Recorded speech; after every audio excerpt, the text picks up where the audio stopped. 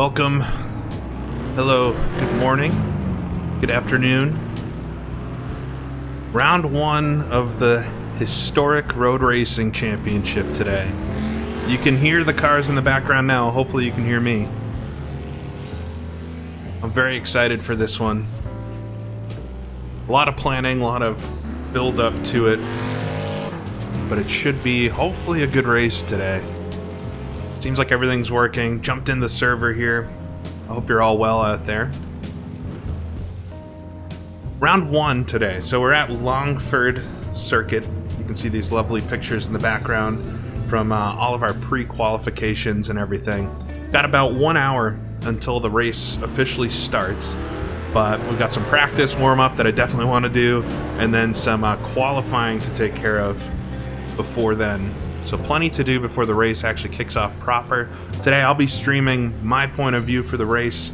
If you're interested in seeing a full race broadcast, that'll start in about 45 minutes, and I have a link in the description of the video to SimplyRace's stream.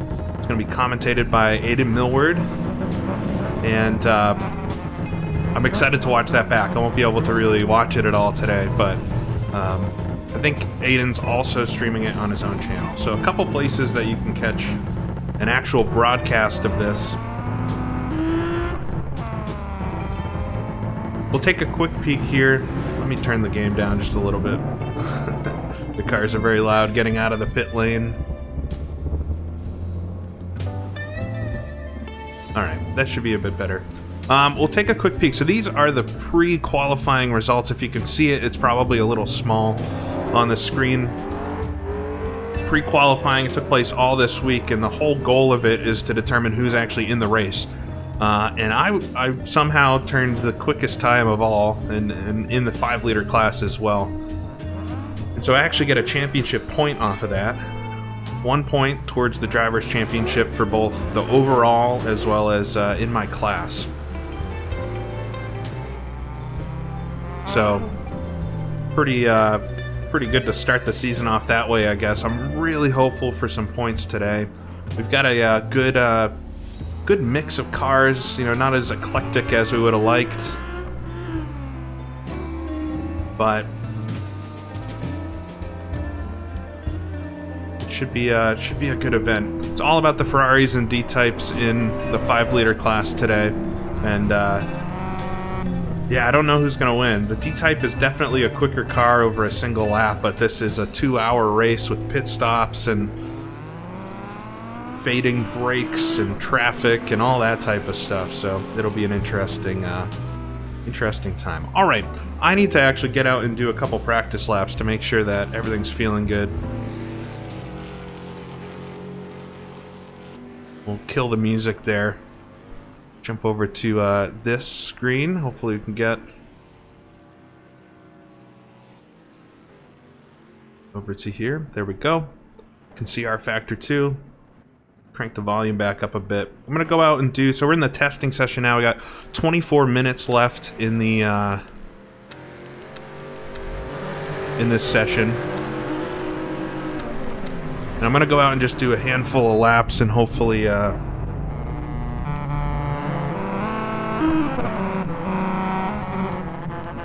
we'll see. We got 26 folks in. Got so much stuff going on just with everybody joining and making sure it all works. All right, jump in the car here.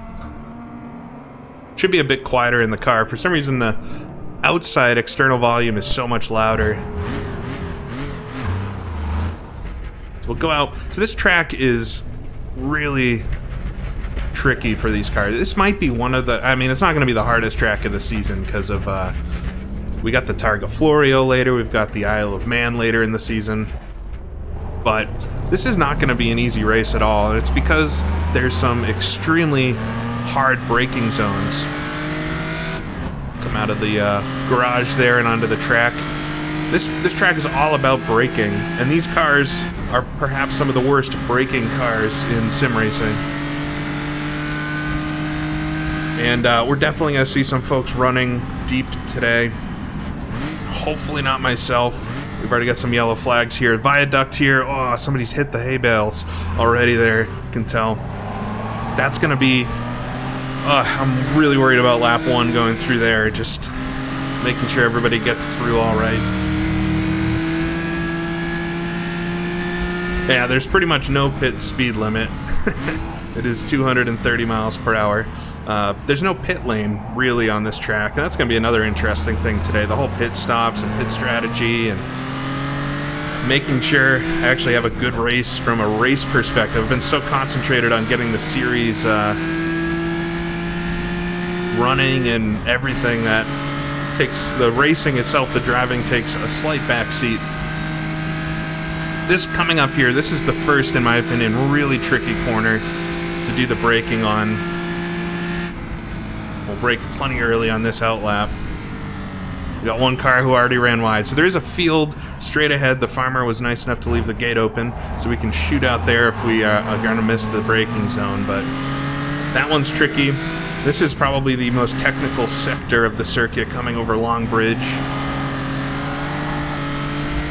Get it over the bridge, come across, out of the bridge, down to first gear here. Just hard on the brakes. You gotta get really slow for Newry corner here and get a nice exit, because this gets you on to the back straightaway.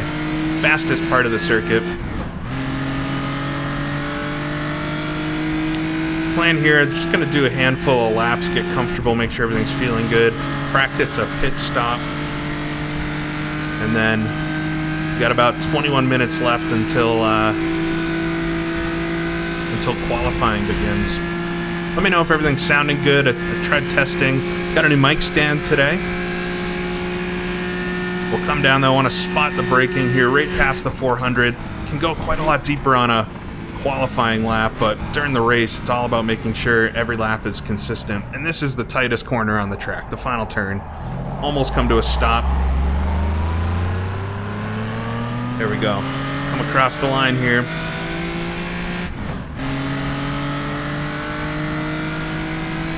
So as you saw when I threw up the pre-qualifying list there briefly, fast laps around this track in this car are in the 34s. I was able to get a 33.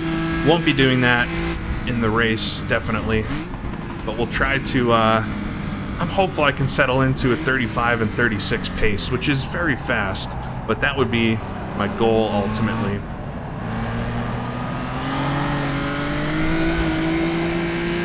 Skate through there. Avoid all the little tires. Come across Kingsbridge. Just a little bridge. Just past the 200 marker. Pretty much going to have to constantly think about the braking markers, because if you miss them, you're really not going to be able to slow the car down enough.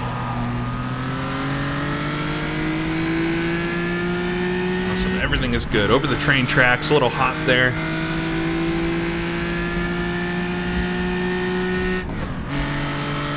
Yeah, so it looks like we got a lot of folks on the server. Everything seems to be working well, thank God. Really hopeful this whole race goes off without a hitch, just overall, and then for myself, would love to perform well, but first race of our championship here, points are on the line. Right down to first gear.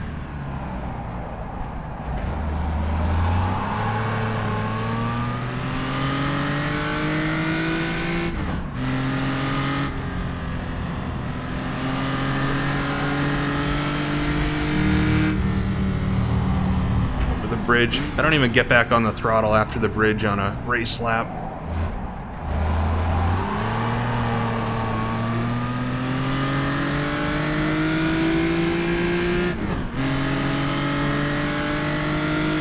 Yeah, we didn't have any Cunningham's attempt to qualify. Oscar almost got in with a Lagonda.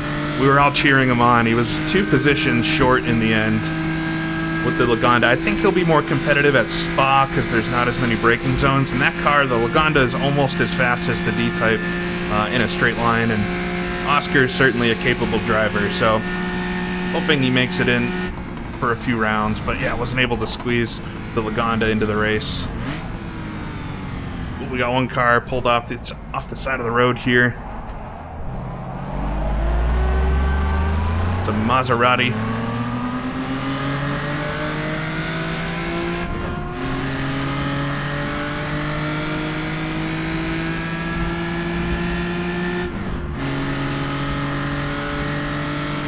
Alright, everybody's joining. Everything seems to be going well so far. So far, so good. Come down. This one is tricky. You can get behind on the brakes through viaduct. Game's also a little jittery through here for some reason. Should be good though. I want to almost grab that gutter on the inside of the turn.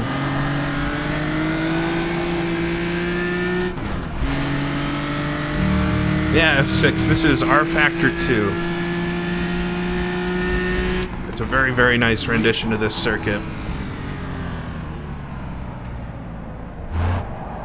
Hit the tires there. Those are okay, actually. They're the only thing on this track that you can seem to hit and get away with. Yeah, if you're interested in participating in this league, it's too late to race in this event. Far too late. But in the link of this, or in the description of the stream, I've got a link to the manual for the league, the rulebook, and it contains all the info about how to sign up and all that. Whoa, what are we doing? That's what we told people not to do. Alright.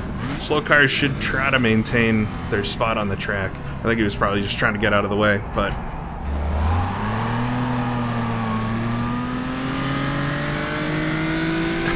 gutter run.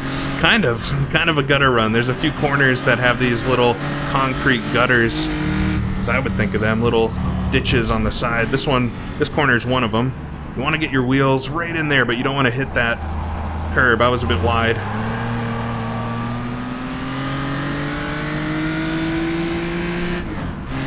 Got Frank on.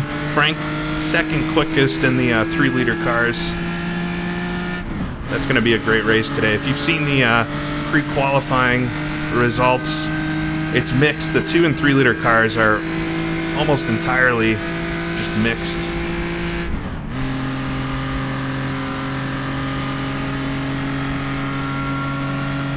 Alright, I'm going to do one more lap here and pit on the next lap by.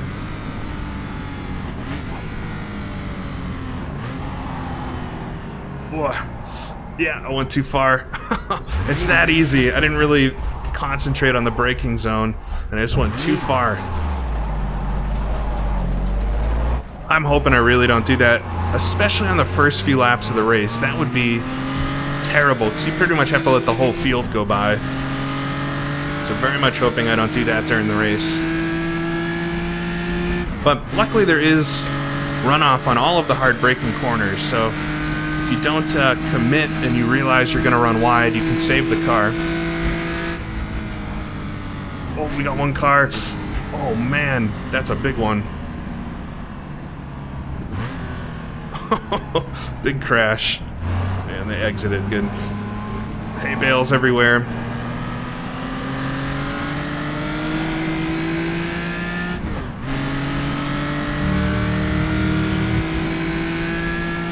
Yeah, only I think 3 Bristols made the race, and they're going to be so good at like Targa Florio and Isle of Man. I wouldn't be surprised, just because those circuits are much more about driving than top speed.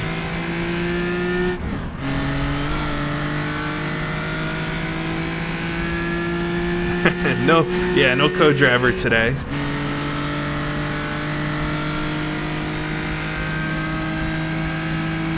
Alright, we got Liam in front here. You can recognize. Starting to learn some of the cars, which is what I was really hoping, that the paint schemes and everything, where every single car should have a custom paint scheme on it for the league, and it'll help recognize different drivers and things.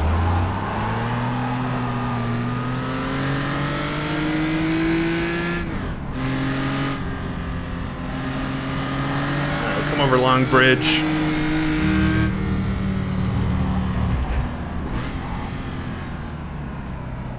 To Newry, a bit slow through here.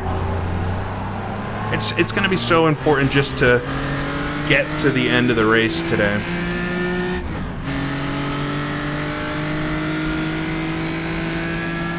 Alright, I should be able to pass Liam here very early on. He's in a 3-liter car, I think an Aston. Work to the right. Nice and easy. The 5-liter cars are so much faster on this circuit, but that won't be true. I have a feeling at the Targa Florio it's actually going to be a 2 or 3-liter car which wins it. Crew is ready for the pit stop.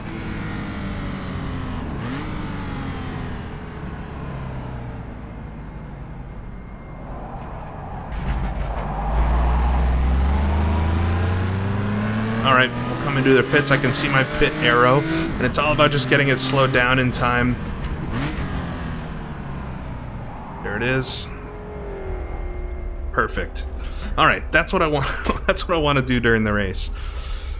All right, it seems like everything's working out. Let me see if I've got any chats or anything here. Nobody's saying they can't get in. And this is the 1954 endurance mod. Everything about the mod and the track and all that are in the description in the rulebook that's linked. Exit the car there. Nice. Super loud cars going by. Lower that a bit.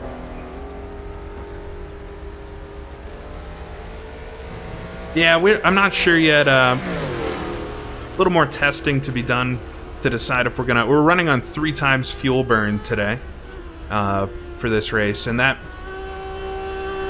helps create some strategy. It's on the border of 1 stopping if you want to save fuel, or doing 2 stops if you want to be safe.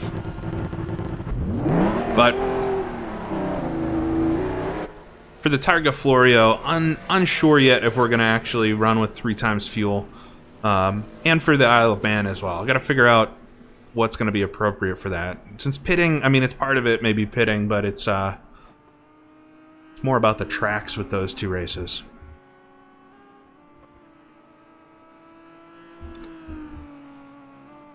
So let's see, how many folks we got in? 35. There should be about 40. We had a couple folks not able to make it because of various reasons, and we added a couple folks in. So we might not get quite to 40, but it should be right about there.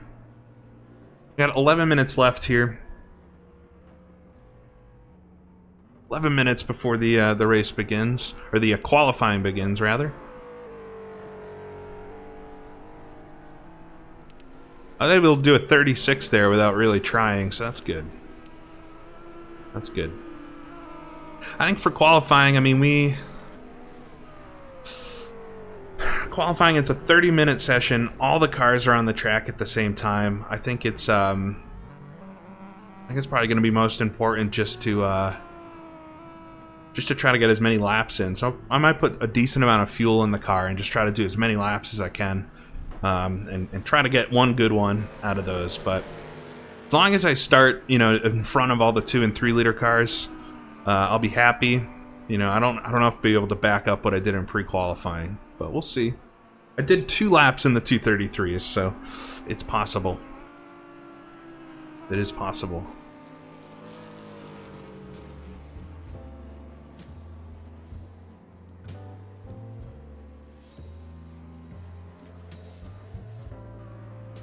Oh, Hawaiians, thank you. Yeah, I did see your Twitter questions about, or posts about trying to find a broadcaster. It is hard to find a broadcaster for R Factor 2. There's just not many. It seems like a lot of leagues broadcast themselves and things. But was able to hook up with SimplyRace through Aiden, and hopefully that all works out today for them. I know it was a lot just to try to get all the broadcast graphics and stuff ready.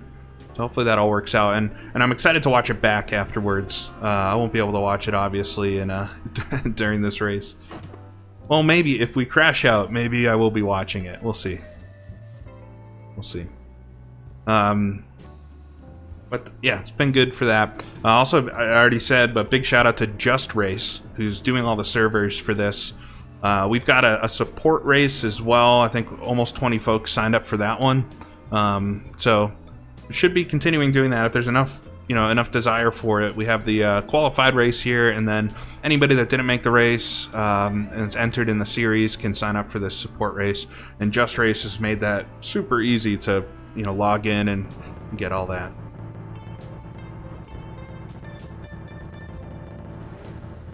Yeah, it's tough. I used to do some hosted races for iRacing and stuff, and there's a lot of broadcasters for iRacing. I think R Factor 2 is a little more obscure, but yeah, SimplyRace, they do it, and I've seen some of their older broadcasts, and they seem pretty good quality and everything. So excited to see what they they're able to put together today. We'll take a quick peek here. Let me pull up the series schedule. We'll go back here. And it's actually the manual for the series. So you can see this this manual in the description of this stream if you want to check it out. But here's our schedule.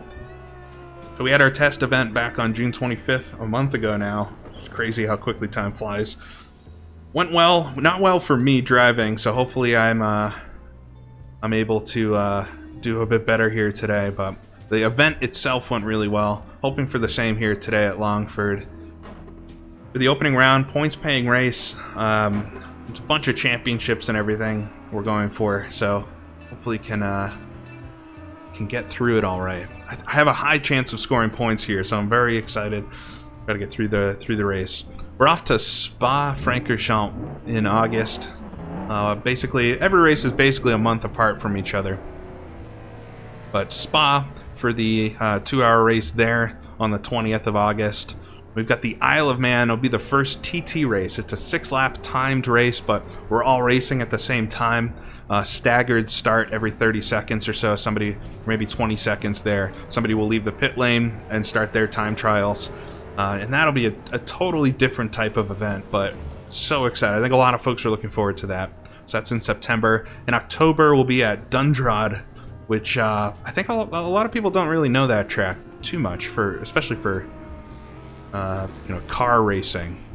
So that one will be a very tricky race. That's a hard track to pass on. Then we go second to last round to the Targa Florio, another TT race. It's a 3-lap. So if you caught my stream a couple of weeks ago where I did a Targa Florio in Grand Prix Legends, right? That was a 2-lap race. And this series will be doing a 3-lap race in these cars. I think lap times are going to be in the 40-minute range. So that's going to be a really long event, but also so challenging. Time trials as well, though. And then finally, the last one, Le Mans. Maybe a little less difficult. Boy, we're on board with somebody now. There we go. All right, so just 5 minutes here till the qualifying begins. So you're seeing there on the screen too the championships. So these are all of the different championships that are a part of this series. We have an overall driver's champion. So it doesn't matter what class you're in. The top 6 positions score points, and whoever's in those top 6 positions at the end of the race. So it's mostly going to be 5-liter cars for a lot of the events. But like I said, I think Isle of Man, Dundrod, Targa Florio, yeah, there's going to be a mix there on those, because those are hard tracks and not favoring necessarily just the fastest cars.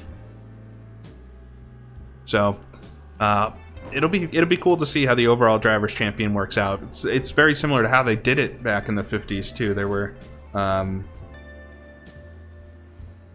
there were overall champions, maybe more so than the class specific ones. We also have overall manufacturers champion, and that's the only manufacturers or official manufacturers championship. Probably again a little bit sided to the 5-liter cars, but it'll be interesting to see how that works out over the season. It's only the top car for each manufacturer which scores points. So in theory, if we had 6 D-types in this race and all 6 finished in the top 6, nobody else would score. It would just be a D-type race. But we only have, I think, 3 or 4 of us in here today.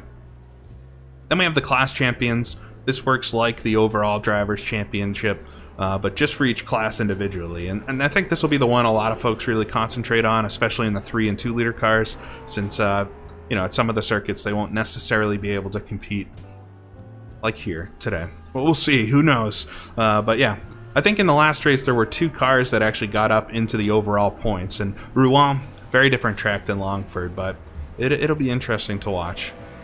And then lastly, one I'm actually really excited to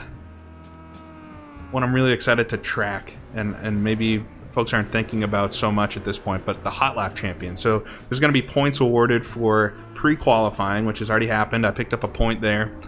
In the actual race qualifying today, there'll be some additional points, given out, and then that's going to be its own championship. Really interesting, I think, to watch that over the season.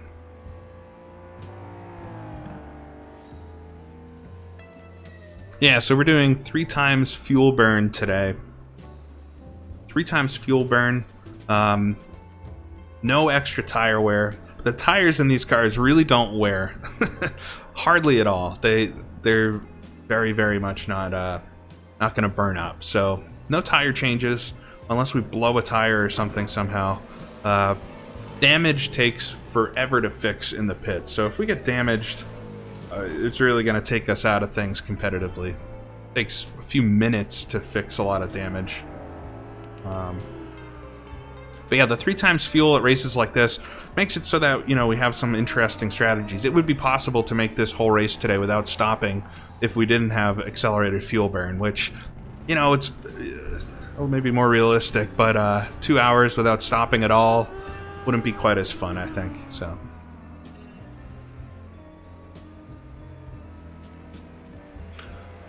All right, so just 2 minutes then, and we'll get started with the qualifying for this one. Well, if a wheel falls off, then yeah, we'll have to stop.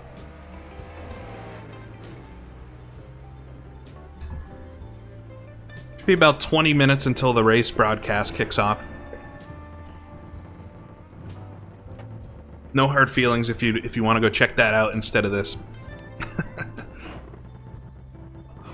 I will, as always, keep this up for, you know, later. Unless something weird happens and it's not possible to. But...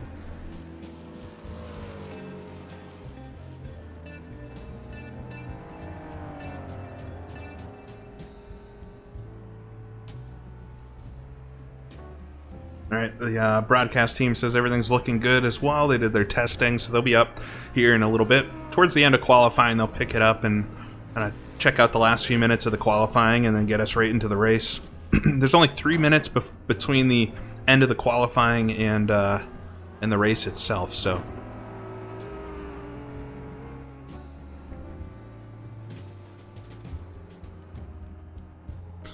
Okay, we're gonna get into things here. Got a few new HUD things on the screen. Again, I really don't like a lot of stuff on the screen, but in the top right, I've got some info about the session.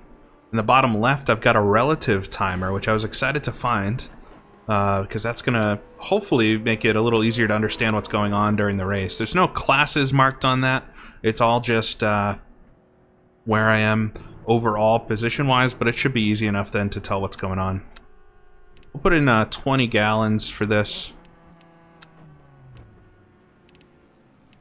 Alright, we're going to be jumping into qualifying here in just a second. The session's ending. And then it'll be a qualifying session. For 30 minutes, all cars on track. Somebody is going to get blocked by somebody and be upset about it. That's kind of how this works, but... It is the way it is, you know? That's how real racing is sometimes. It's all. I think it's just going to be about getting out and doing a lot of laps and try to get one clean one.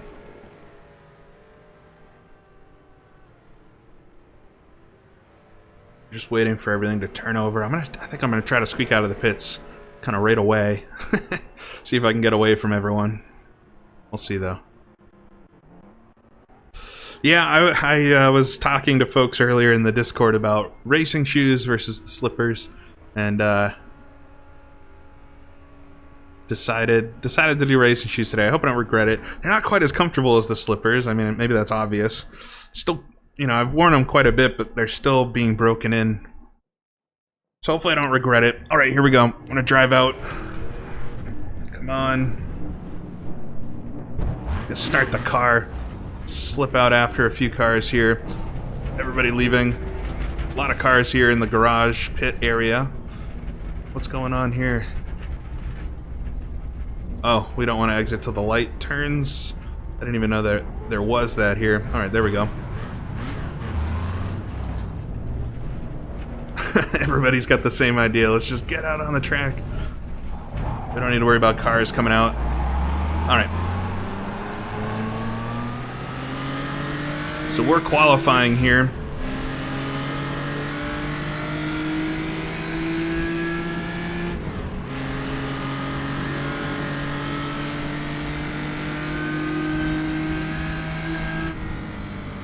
I'm lucky there was a few folks in front of me, because I would have just exited the pit lane there. Yeah, I'm loving the liveries.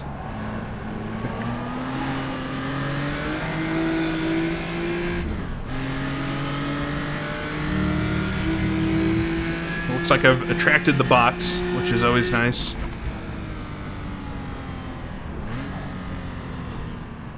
Yeah, I know F1 qualifying's on. Who cares? Who cares about F1 qualifying? This is a lot of fun.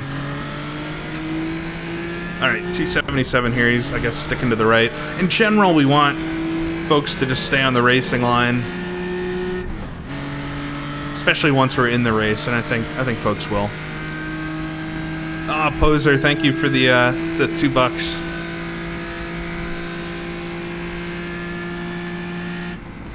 Alright, I think in front of me are mostly 5-liter cars, but we'll see here. It'd be really tricky to get this car slowed down for the first couple of laps, and then also like deep into the run.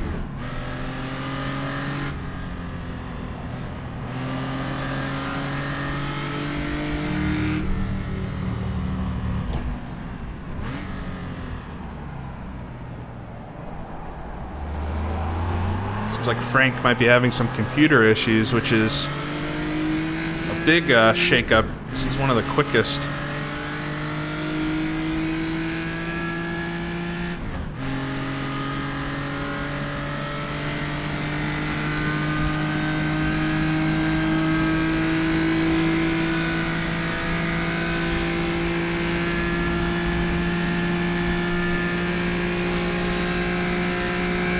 Everybody's sticking on the right side for some reason.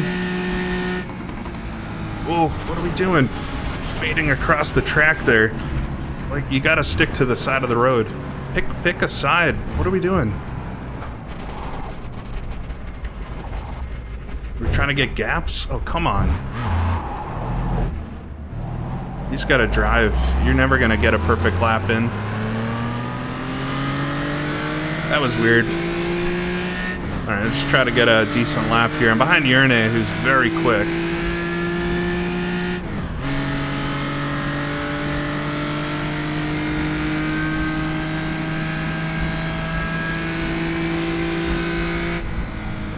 Yeah, I didn't like that, but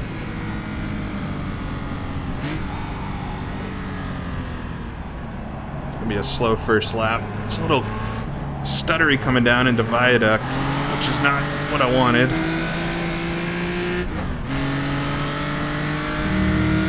I almost hit Alessandro there. I mean, at least the cars in front were, you know, somewhat staying in a lane. I'm not sure why they were all in the right lane. Made it seem like they wanted me to pass them and then pulled into my lane. Anyways, not gonna worry about it. Alright, this will be probably a pretty slow lap, but at least get one on the board. It shouldn't be that hard to get ahead of all the 3 and 2-liter cars. No, there's no warming up these tires.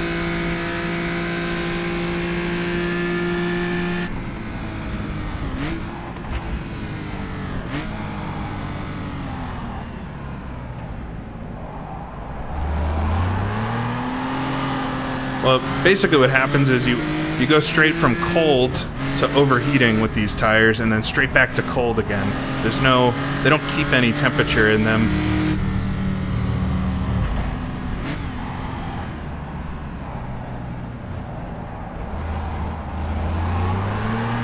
Alright, made it through all the corners at least cleanly.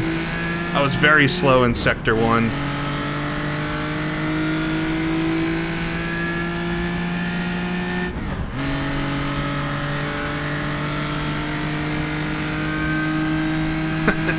The bots are just kind of funny. I don't know why YouTube doesn't ban them. It seems obvious what they're doing. We're in qualifying right now. 24 minutes to go for qualifying. Come down and try to find a braking marker. Nice and late. Hop on the brakes here. Super hard. Try not to lock up the tires. Down to first. Lions, watch out. You might get banned. There we go, through the last corner, slid a lot there. You want to minimize that type of sliding if you can. All right, come across the line, see what I got as the first lap. 2:35, all right, that's not too bad. The bots will go away, I wouldn't worry about them. And if they don't, all they're doing is adding comments to the stream, which will help it. Alright, down to first gear here for Viaduct. So easy to run wide in this corner. It's the one I'm most worried about in the race.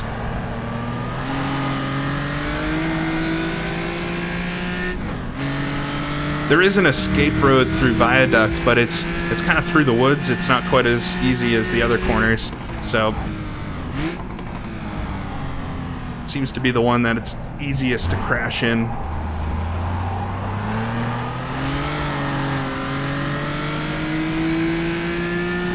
Yeah, in the rulebook is all the links to download everything. Anything that you see that's underlined is clickable.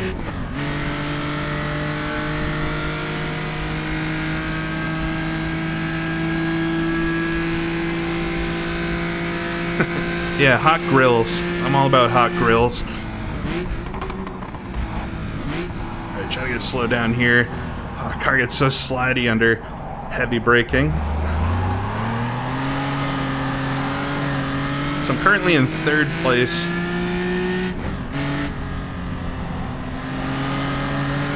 Would love to get into the 34s at least for the lap. Track is going to evolve a lot throughout this session.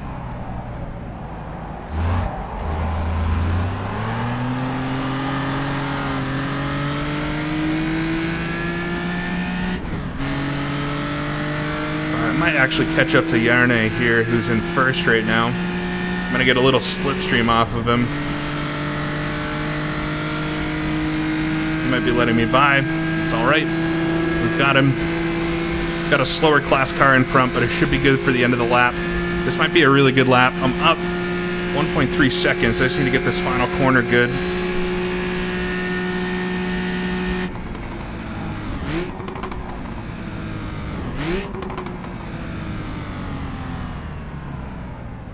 Almost need to stop. It feels like you're going so slow, but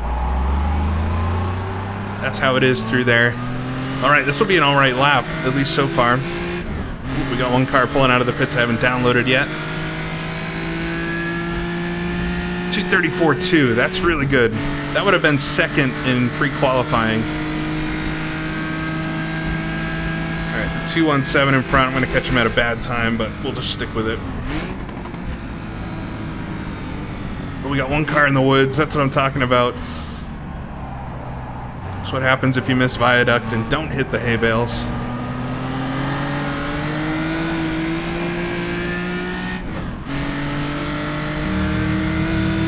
I'm in second, so somebody is still ahead of me. I'm gonna stick behind Ervin here.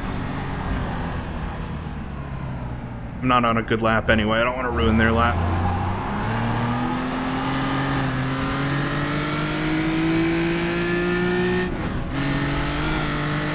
Yeah, this track looks so nice. Alright, he fades right. And just sweep by on the outside. As soon as we get up to third gear, I'm just rocketing away. That's a Gordini. Little Gordini.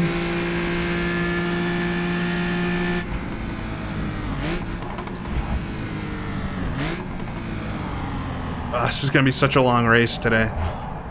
2 hours around here without missing a braking zone is going to be the ultimate trick.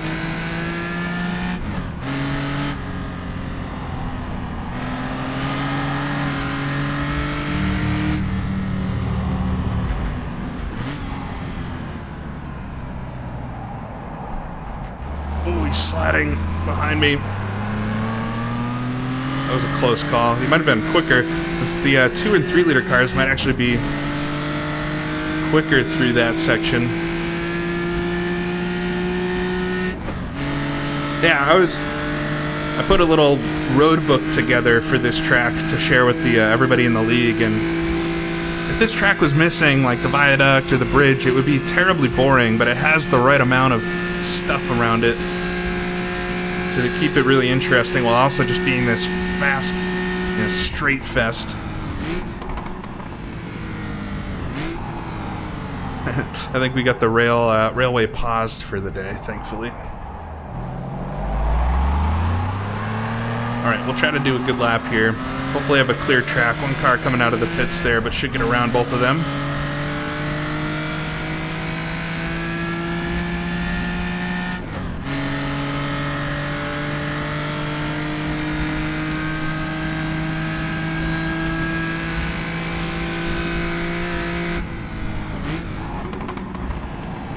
Push a bit through this first sector. It's so easy though to run wide. Well, I locked it up a lot, but it slid right into where I needed it.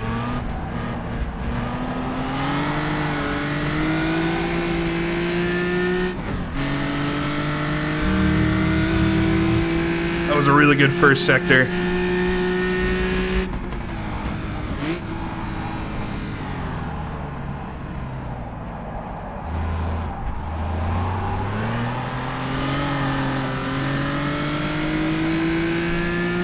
Not bad through Longford Corner either, over the train tracks. One of the problems though, this track gives you so much time to think about each of the corners that you really psych yourself out. Got about 18 minutes to go in qualifying.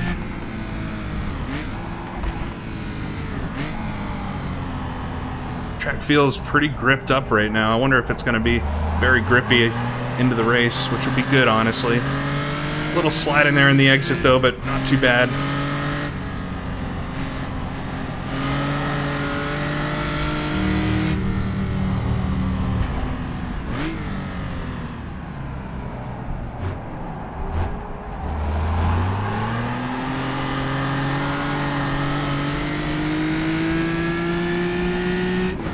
All right, lost about a tenth. But I'm gaining on the straightaway here. We got one car in front of me that I might catch really at a bad time. Hopefully this works out, because I am on a pretty good lap here.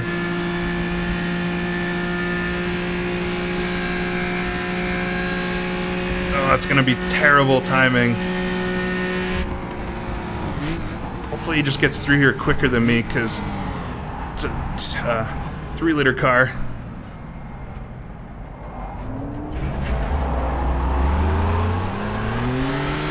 Alright, lost almost all the time through there. Nothing you can do about that. Oh, will it be a little bit quicker though? Come to the line. It's gonna be slightly quicker. A couple thousandths. Just like that's how you can lose a half second at Longford.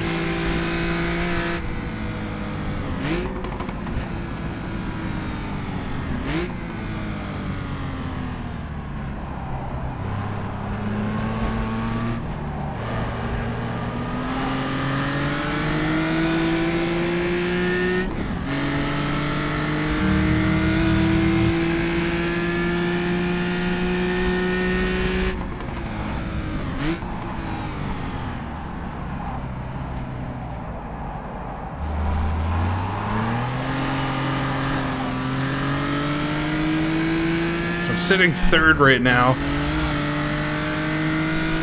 Almost out of fuel.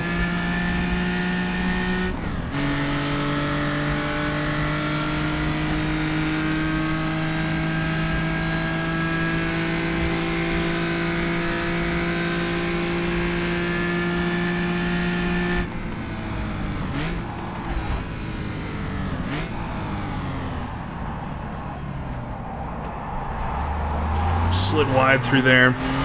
It's going to lose me a lot of time.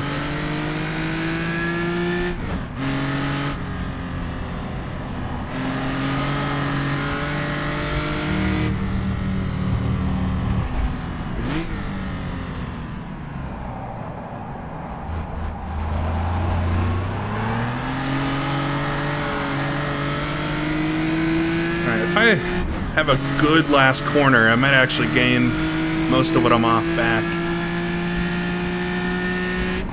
Yeah, I've heard that pub at the Longford Corner does still exist and has a lot of like racing memorabilia and things on the walls, which it'd be so cool to go to. If I make it to Australia at some point, definitely try to get to Tasmania and see what's left of this track.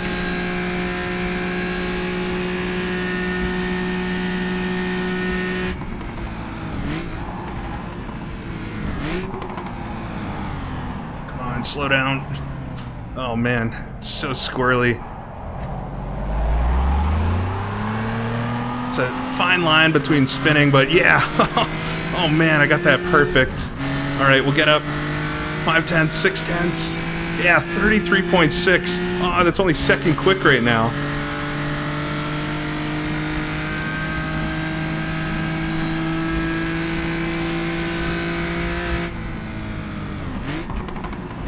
All right, let's see if I can do this lap. This might be my last lap for now.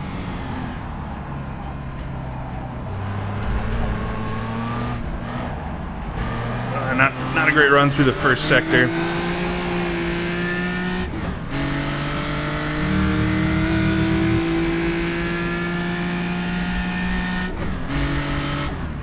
Shouldn't have gone to third gear there. That's going to mess up this corner. Yep. I'm going to run wide. All right. I'm going to, yeah, it's actually my best lap so far, but the track is different. That's it changes a lot. I'm going to try to just get back to the pits to practice a pit entry. Let a few cars go. We got one car that came in since the session started. That's why it's looking like that. Oh, I stalled the car.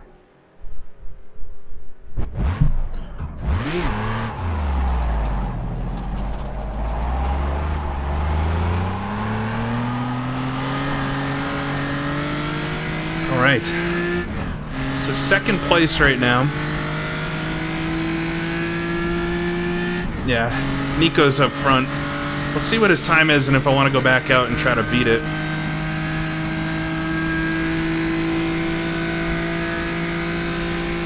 I had a feeling Nico was hiding something in the pre-qualifying, but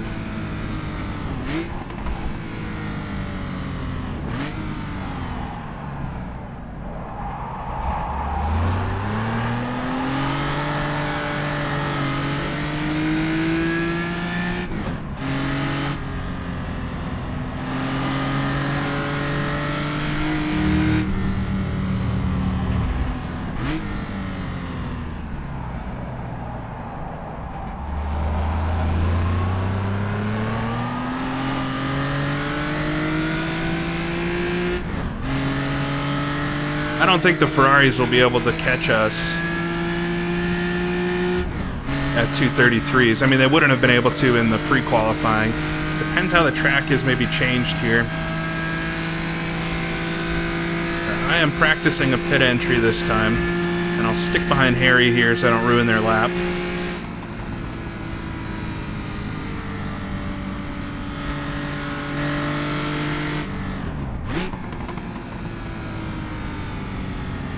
One thing we do have to think about too is during the race, there's a limited number of pit stalls, and so everybody can't pit at exactly the same time.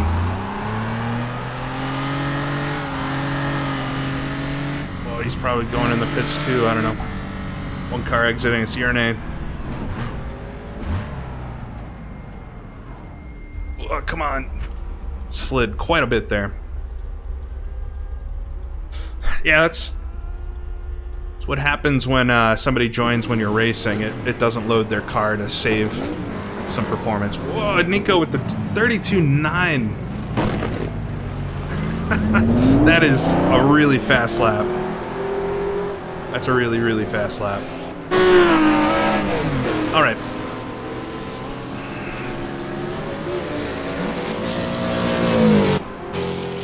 I'm going to take a quick break here. And there's about 10 minutes left in the quali. Might come back in time to do another quick run. But take a quick break, and then I'll leave it on my car here to watch the lap I did.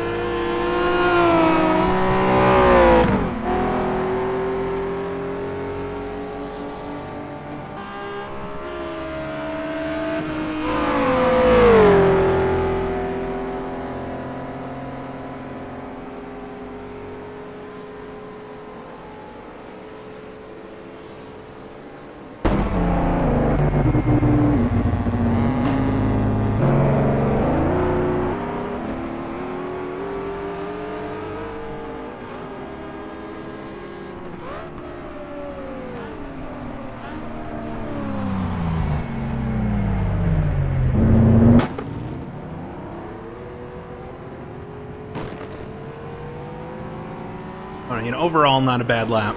Definitely not a bad lap. But I don't know if it's been good enough. We'll jump back here, jump to real time. The engines are so loud from the external cam. I wish it was balanced a little bit better. Oh, Yerne is right on me. We got 7 minutes. All right, I'm gonna try to do a quick lap here. I don't know if I'll be able to actually pull something out, but we can try, right?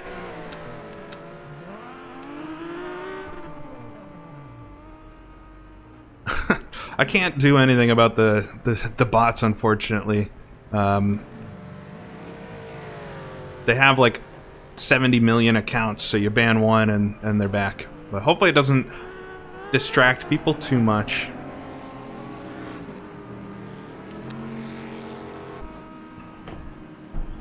Alright.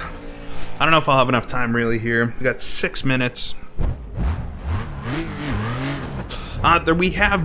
We have a bunch of folks racing the 300 SL, the Mercedes, but only one actually made this race, and unfortunately I think they're not feeling super well today, and so they actually couldn't take part.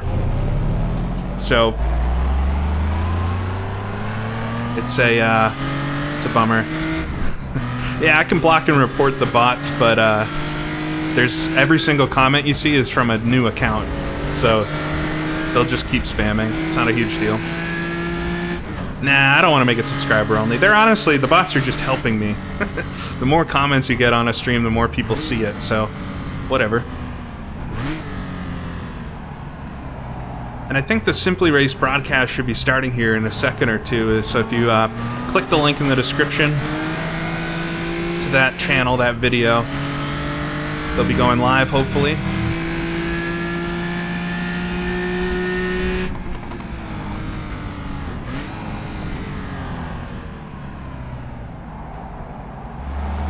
Yeah, I would only, if I had a moderator for chat, maybe we could do something, but it's not a huge deal.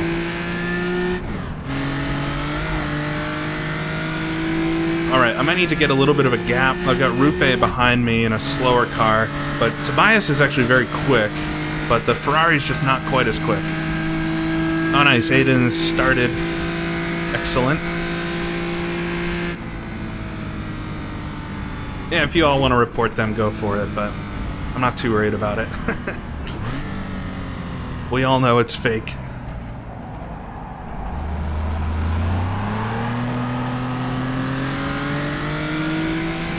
Yeah, I think the Mercedes are going to be a lot better at Spa. Since there's just only... I mean, there's a few braking zones there, obviously, but there's only one really big braking zone at Spa, which is La Source. So, otherwise, I don't want to block this car behind me. Should be able to pull him on the straightaway, though.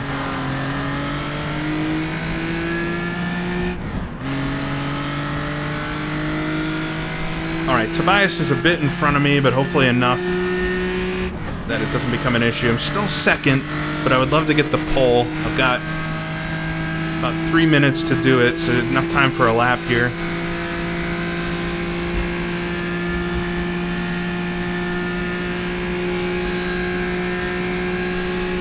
Trying to do the best lap I can. Oh, a whole bunch of cars stacking up. This isn't going to be good.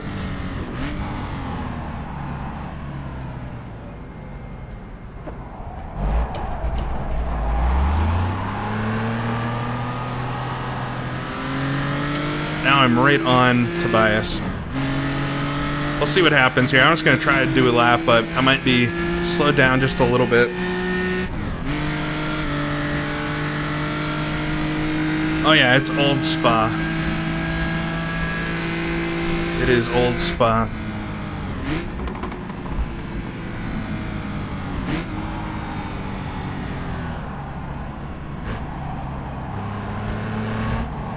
Some of the bollards are already gone there on the bridge. Alright, I'm a 10th up through the viaduct, which is good. Tobias might actually pull me along here a little bit.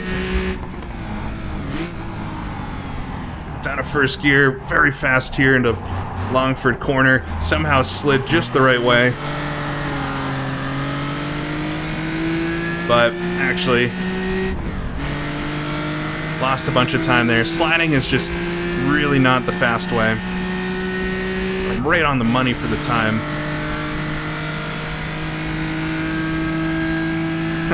Yeah, Old Spa is pretty wild, but that's kind of the theme of this series. It's all natural road circuits. All of the tracks that everybody always thinks are the crazy hard ones. This is one of the more tame tracks, in my opinion, but it's still such a fun track to race around.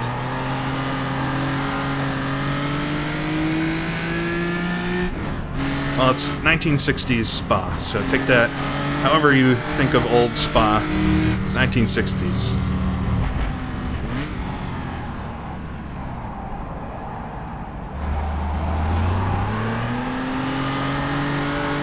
So 3/10 off here coming onto the back straightaway. I don't think it's going to be enough. I was so good through the last corner on my best lap.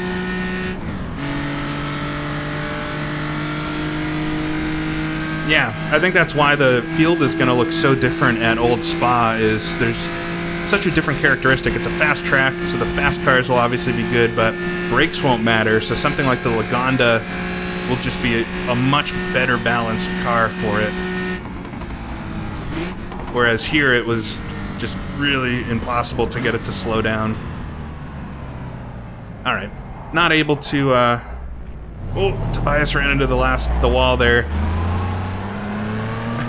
Imagine if it rained. Well, we did have one practice session where it did rain. The very first qualifying session, it rained during. And, yeah, it was not the best.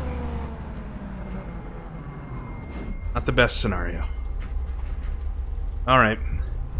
So, second. Hildebrand beat me out. See if Yerne is on a lap. He is not. He is not on a lap. Oh, we've got cars sitting on each other in the garage. Alright, I gotta do one thing here before I show everybody the secret.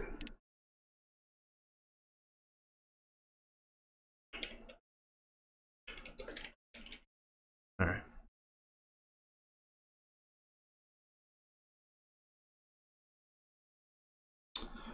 Alright, so we should have a 3-minute like warm-up. It's just a break so folks can run to the bathroom, get some water, all that type of stuff, and then we'll be right in it. We've got 39 drivers.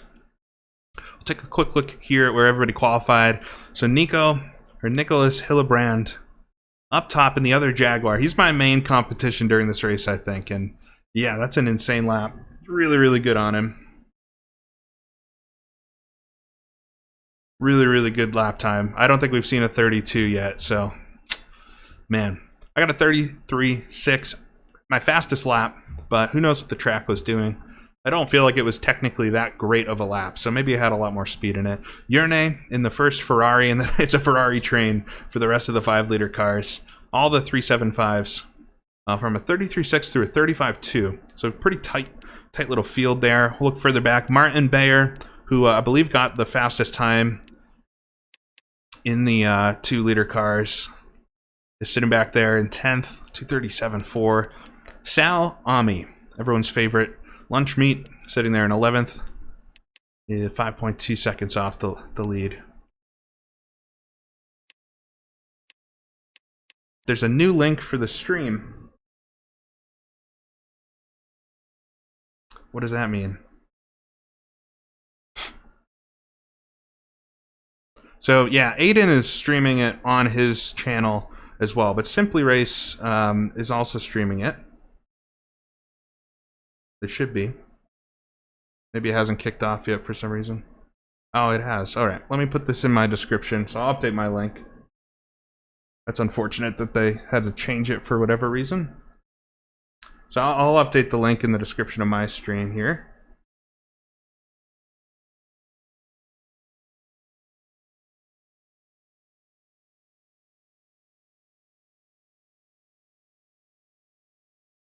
Yeah, I refreshed the link in the description. So if you refresh my stream or however it is, hopefully it all goes well. You can also catch it on Aiden's channel. Alright, so we got 3 minutes here.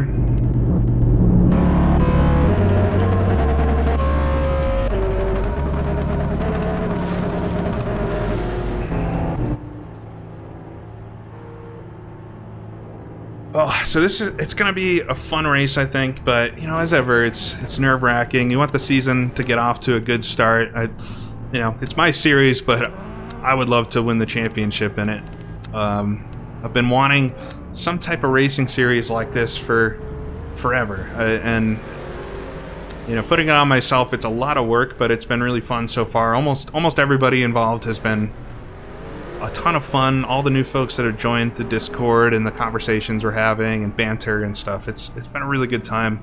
If you haven't checked out Southpaw Racer's video, he did a quick little video on his entry to the series, and it's pretty funny. I recommend checking that out if you haven't seen it. Yeah, the Gesamtstrecke is not in this series. You know, unfortunately, there is not a vintage Nürburgring for R Factor 2, which is one of the great sad things. Yeah, not a... Whoop, I just got pushed into the fence here. Uh-oh.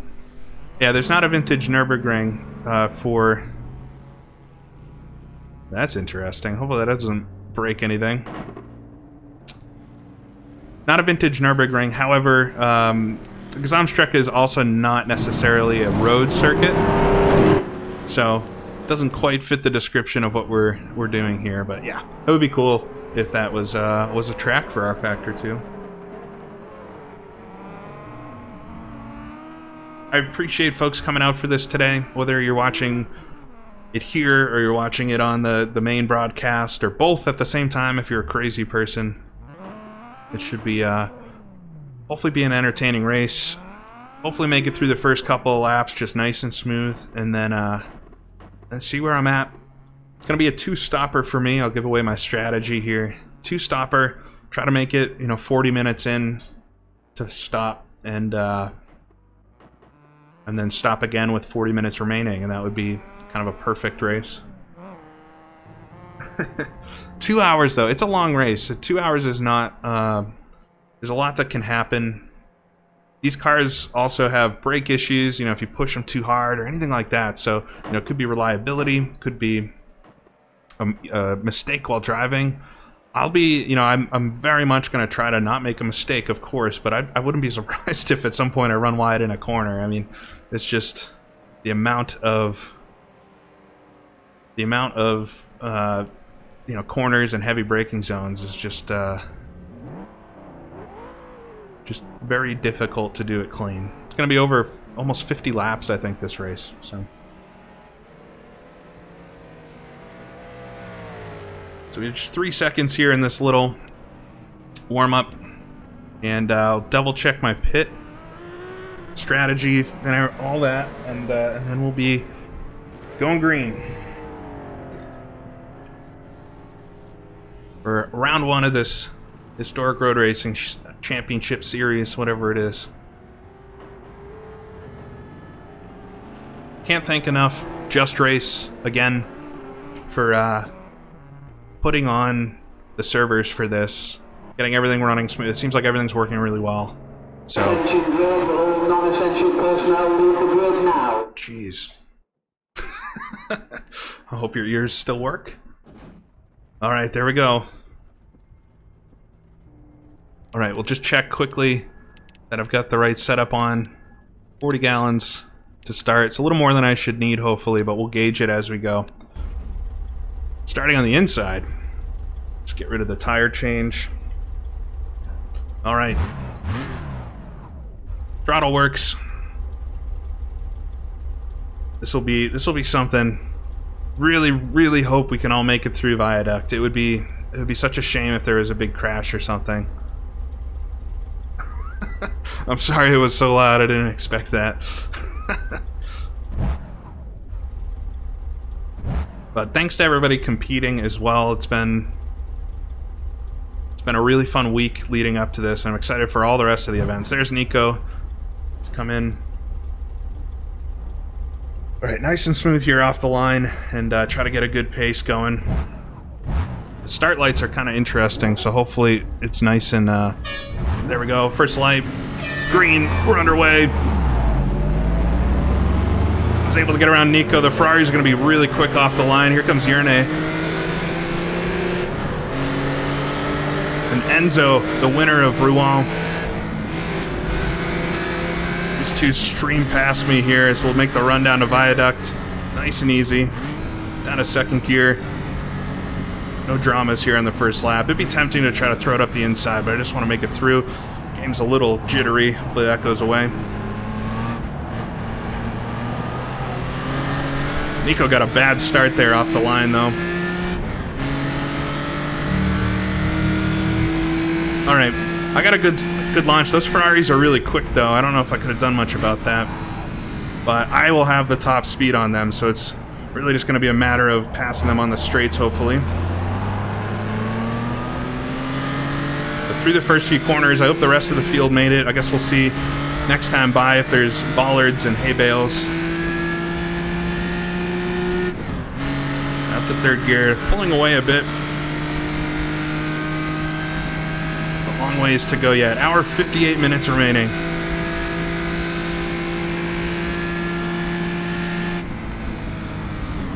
Take it a little easy here. First lap. Nico's jumping up the inside of Alessandro behind me. I'm actually going to run wide. Man, I was so slow through there. All right, here comes Nico. Be sensible, buddy. That was error by myself, but at least I didn't run into the wall.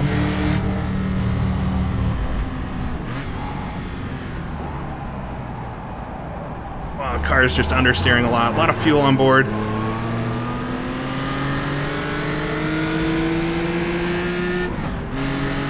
All right, Nico's right behind me now. I made a bit of an error there.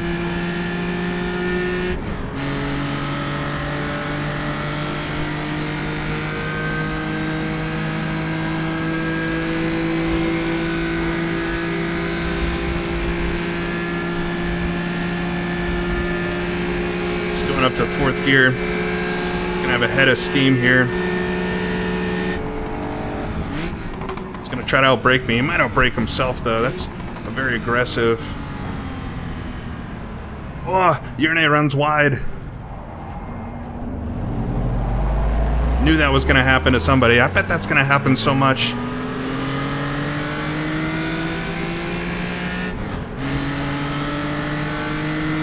Alright, so Nico got around me. Got Yerne back, and he's behind me, but see if we can pull away from him. We'll chase down Enzo.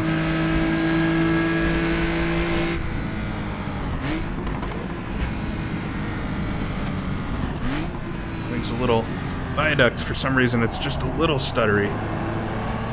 All the bollards are gone. I hope nothing big happened at the back, but I suppose we'll see that afterwards. All of the white bollard posts, though, are gone off that bridge, which is not a good sign.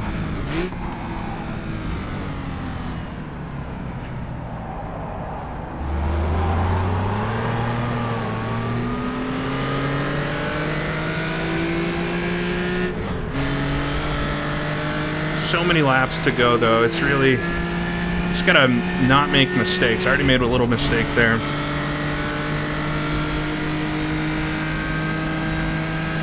I mean, Yerne's going to have my slipstream right now, which will definitely help him out quite a lot to try to break that.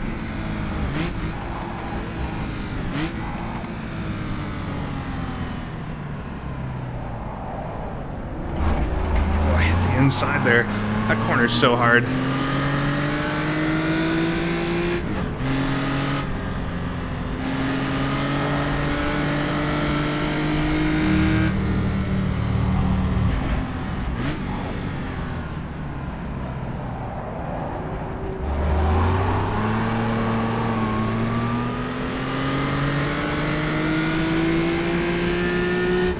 Like we saw at Rouen, the Ferraris are actually pretty good at that initial acceleration. And then it's, once we get into third gear here, the D-type is a bit quicker. But with the slipstream, he's actually pulling in on me a little bit.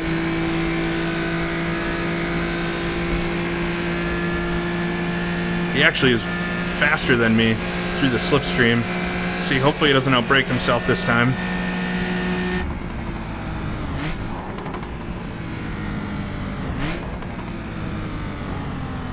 we're right on the back of Enzo now. The braking zone, that's a big place for the D-types. Side by side with Enzo in front, Nico was. Yeah, I don't want to hit that curb too many times. That would be bad.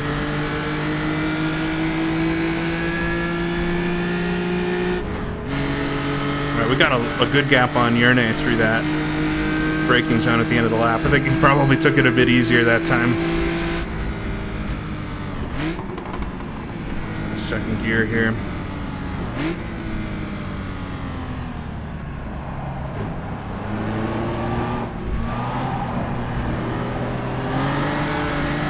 Oh, a bit of dust there. I got really sideways. We're all right.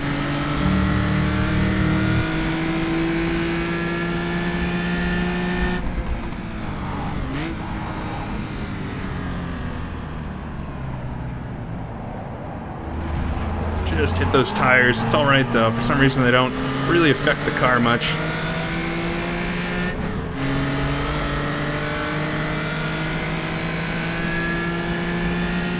What's going to be very interesting is once we catch the other cars, because nobody in this race is slow. Unless they've got damage or something, or just having a really bad race. Everybody is so fast and talented that it's not going to be like simple lap traffic to get through. Saw a lockup up front from Enzo.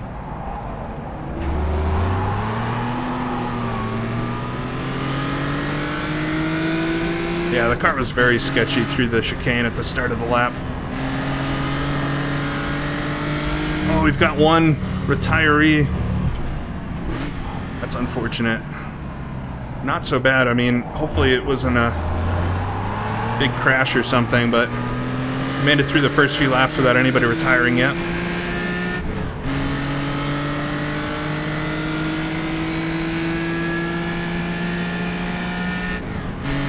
I'm sticking with these two. I'm not pushing very hard. Just so much time to go. I don't really want to do anything too wild yet.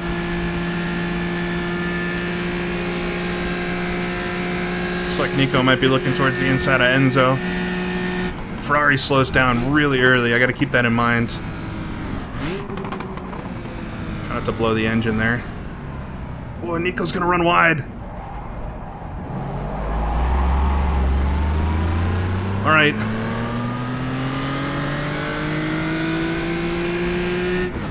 Got one car in the pits here. Isidoro. But now in second place behind Enzo. Nico ran wide in the final corner. That final corner is so tricky.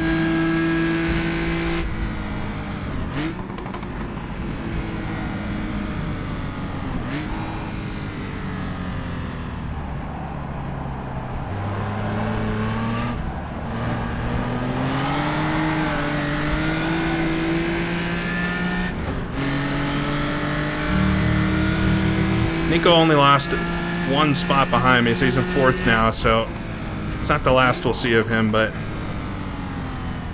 just gotta keep it on the track here, nice and smooth, just good consistent laps. I think that'll help pay off here.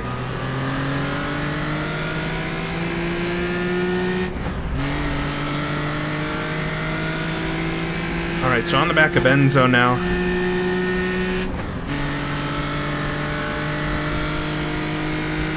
Yerne is still hanging on to me.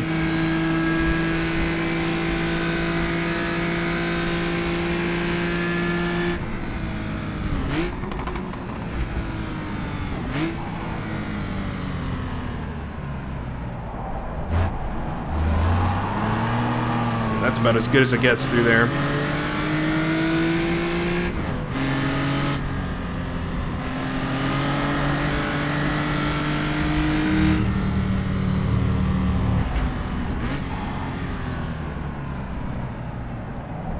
Through Newry now.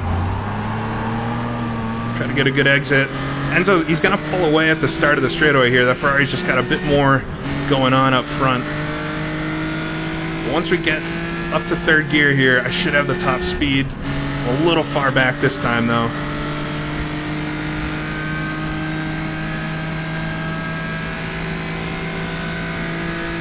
Only 10 minutes into this, so of time. Don't need to do anything crazy here.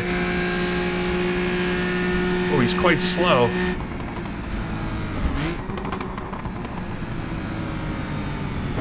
Is that a normal braking for the Ferrari? I have no idea. Have to keep it really tight here through the final corner.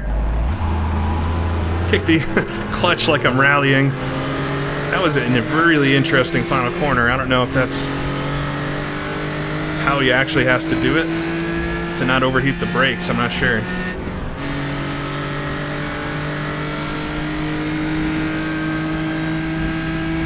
Oh, he's gonna let me by. Interesting. It is a race about survival, but we'll come into the lead here into Viaduct. Just nice and easy. Down to first gear. Really going quite easily right now through here. I'm losing a lot of frame rate through Viaduct especially, which is not helping. Hopefully it's not too bad to watch.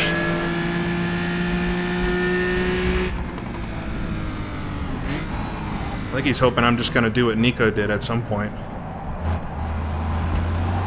Which is a very admirable strategy.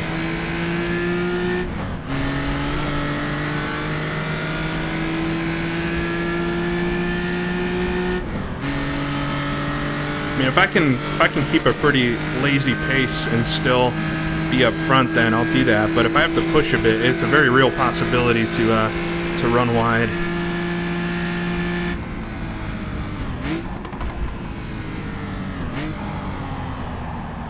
Just as I say it, a little hot coming here.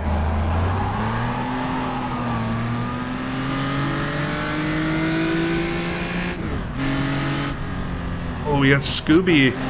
Just I'm seeing in my relative. He's a 5-liter car, so that's an interesting thing. One of the Ferraris. Actually raced him quite a lot at Rouen. That brilliant orange Netherlands colored Ferrari. Alright, here comes Enzo, but let's see what he does. It seemed like he wanted me to pass him, and I also had to stop for this final corner, which he probably didn't predict. I'll let him take it if he wants it, but I don't think he's going to.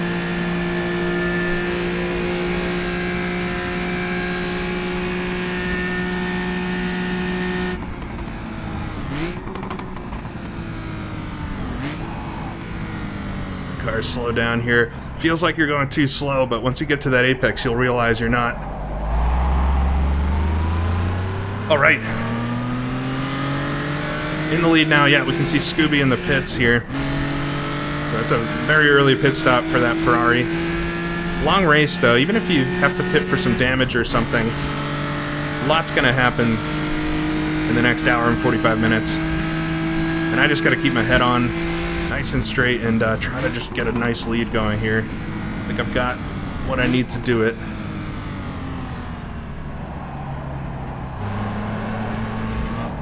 Enzo might also be going for the fuel save, which I haven't even really thought yet.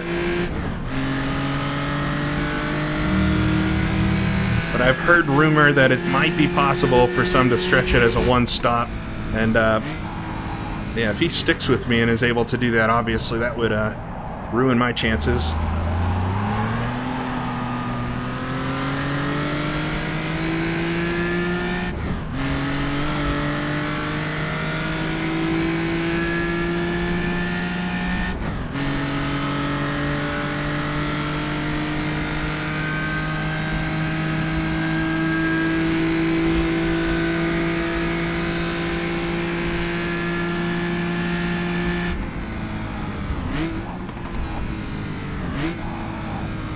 Gonna hold true to my braking markers.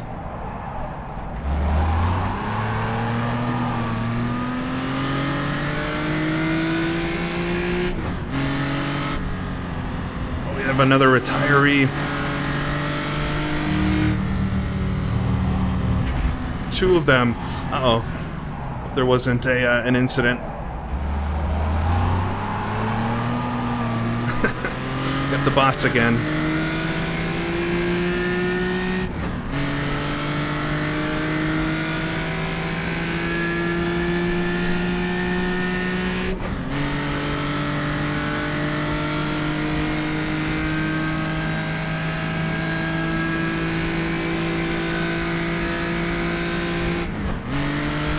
get it into fourth. If I can get it into fourth. A lot of clutch slip there. Oh, we had a crash. That'll happen. There's going to be some crashes here, unfortunately. It's just with the heavy braking. Hopefully, no one's too upset about it. I'm sure it'd be very disappointing, though. Everybody's worked so hard to get into this race this week that it would just be a big-time bummer to crash out early. Alright, a second ahead now.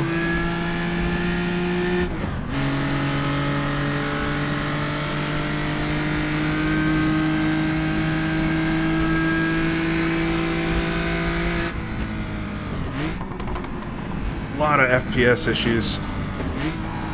You're seeing it be a little stuttery coming down here into Viaduct. Well, it's the same for me. Yeah, I got some messed up hay bales there. I can only imagine what happened.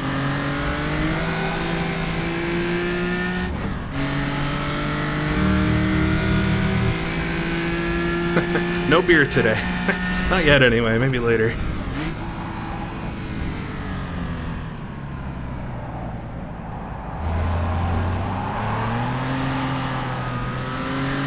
Sticking the rear end out like that's fun and probably looks cool, but it's very slow to do. What am I doing for laps? 235s. I have no idea what the track is going to do for pace, but 235s, based off of what we were doing in pre-qualifying, would be a good race pace for myself.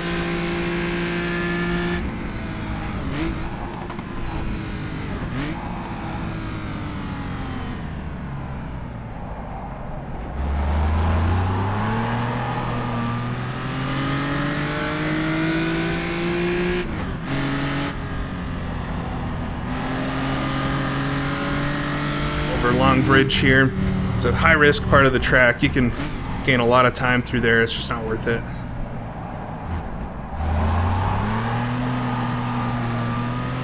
Enzo is hanging on to me, which is I need to try to break the draft to then the slipstream, because if he's doing a one stopper, I need to really gain on him here.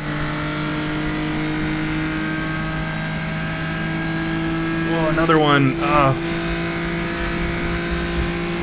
Volodymyr. They joined just a few days ago and were able to actually squeak in the race, and they're from Ukraine, which I thought was so awesome to see. Being able to do the race and everything, so a shame to see him retire. A lot of retirements really early here.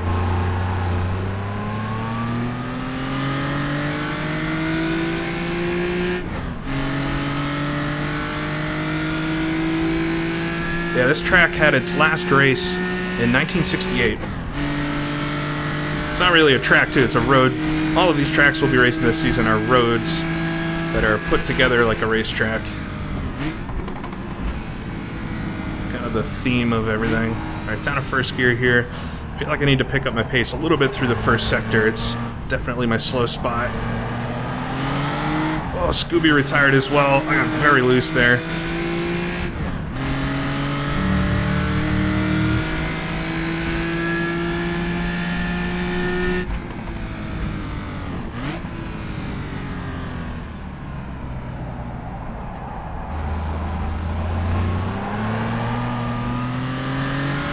Lost a bit of time there to Enzo.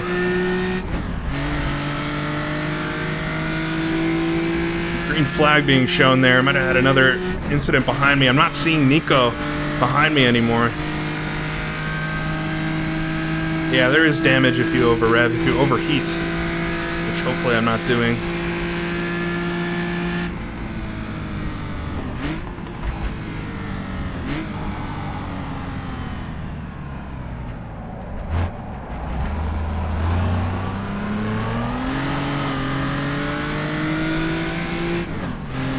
Tobias is in front of me too. That's a 5-liter car, so grid is getting spread out a bit. This might end up being about as exciting as a race from the 1950s, which, as a heads-up race, are not always the most thrilling, but really fun to watch the cars work the track.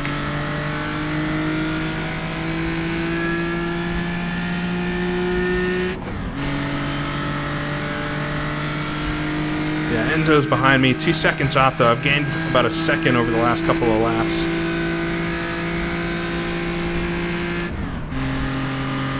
Try using 4th gear. I do lose a little bit of time doing that, but I'm worried I'll over rev.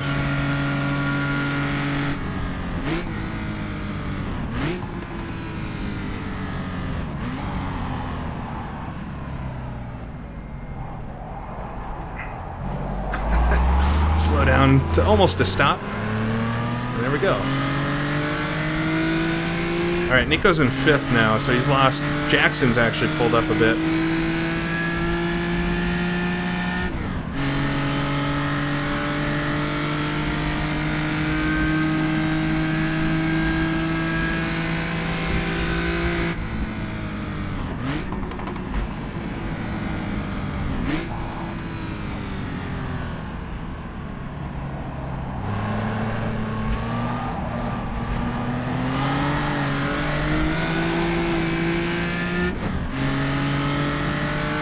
You'll see the shifting in these cars is quite slow. It takes a while for the gear to engage. You can really easily slip the clutch if you're not careful. All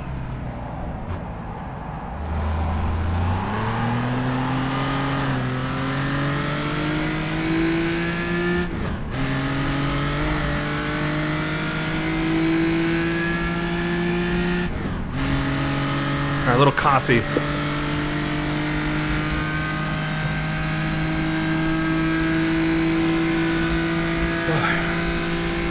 It's a long race ahead, but I'm doing well so far. I'm happy with this opening stint.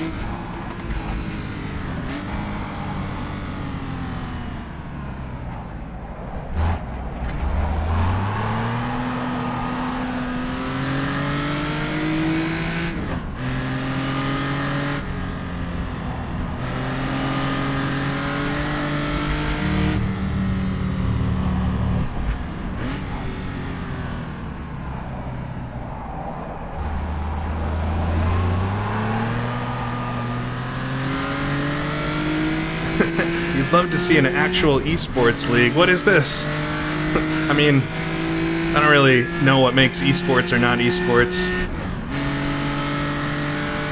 But I don't know how you could make it more than this. I know, the champagne, I'm saving the champagne for the pit stops.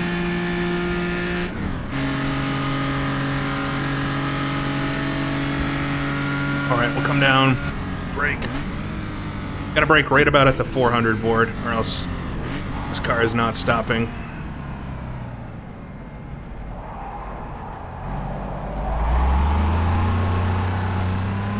So Yerne and Enzo are like right with each other, and I don't hope something happens with them. We got one car in the pits here. Looks like Saul. I don't hope anything happens between them, but I wouldn't be surprised.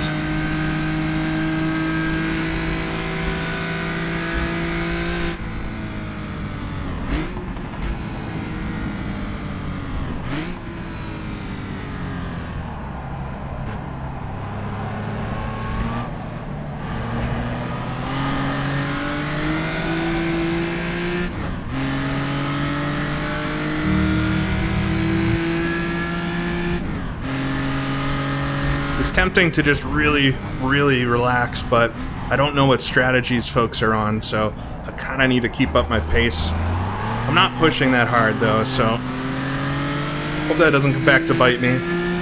I guess I'm doing 34s, which is not bad.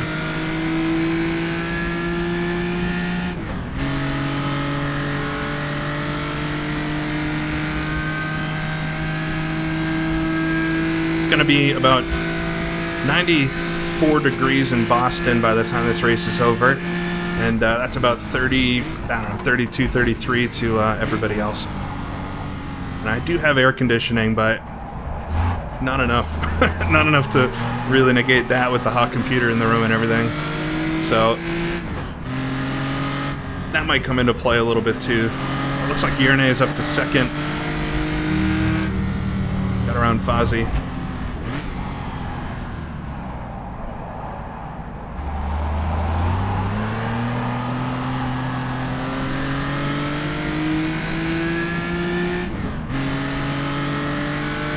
Enzo's actually falling back. Maybe he ran wide on a corner. I got about a 4-second and growing lead on Yerne here. And we're 30 seconds off the end of the field. Still looks like there's at least 31 cars still running at, you know, leading pace.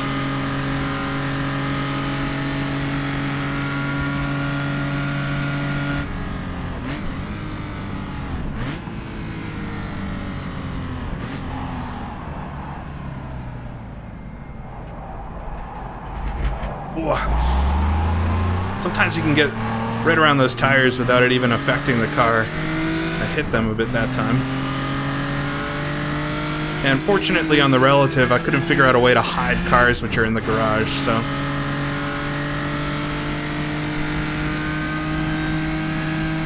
have to put up with it.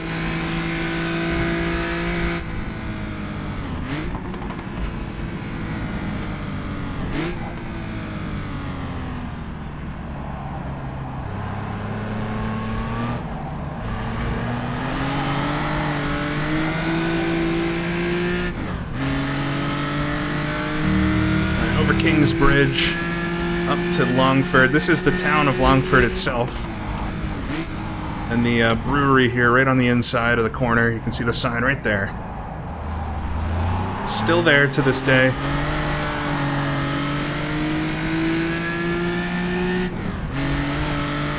Yeah, pit stops are pretty long, so if everything goes well, should be about 45 seconds, I would say, on a pit stop. Aiden called me Richie Axelson, alright. Racing under my better racing ego, myself.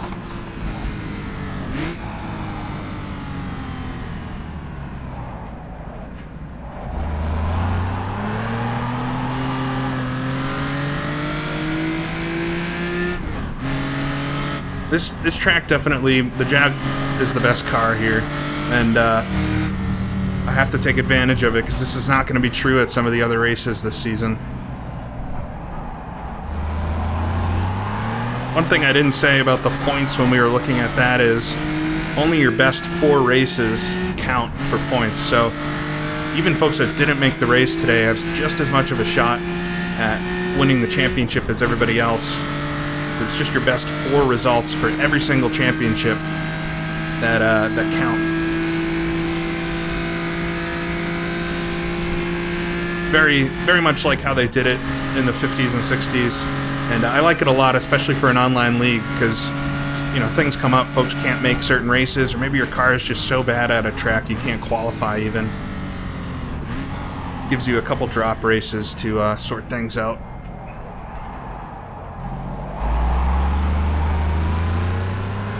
Yeah, I don't know where Enzo is. I mean, we'll have to see how things progress. Yerne is not leaving me alone back there. I mean,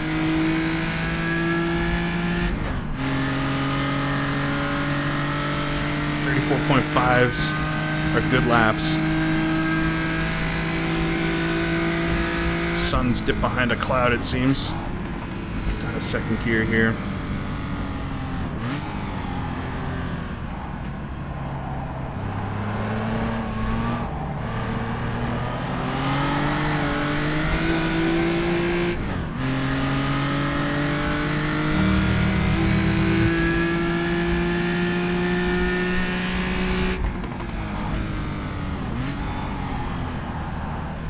It's an interesting strategy to pit this early.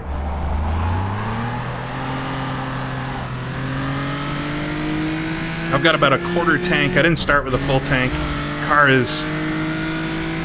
I've learned some things about it. It is harder to drive on a full tank around here than a little less fuel. It does get hard again to drive on really low fuel, but that sweet spot between 3/4 and 1/4 of a tank.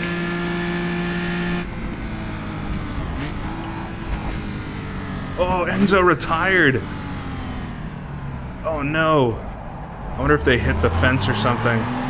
That's a shame. Enzo, the winner from Rouen, and Saul as well. We saw him in the pit lane a couple times. This is gonna be like a 50s race by the end of it. There'll be 5 of us out here. Hopefully me included.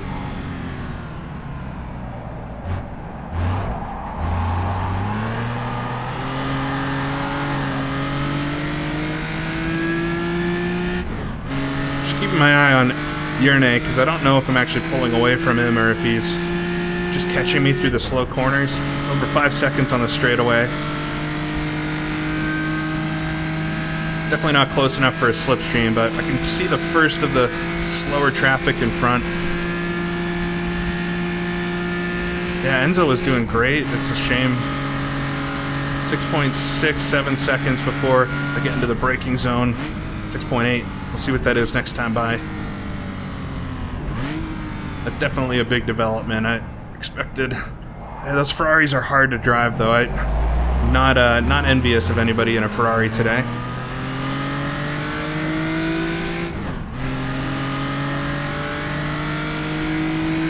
Come past the pits.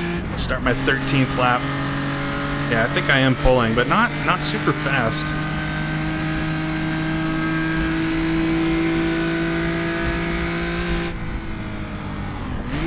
Well, when I was choosing cars for this series, it was between the D-Type and the Ferrari. I wanted to be in the 5-liter class. I really like trying to be gentle on the throttle and that type of thing.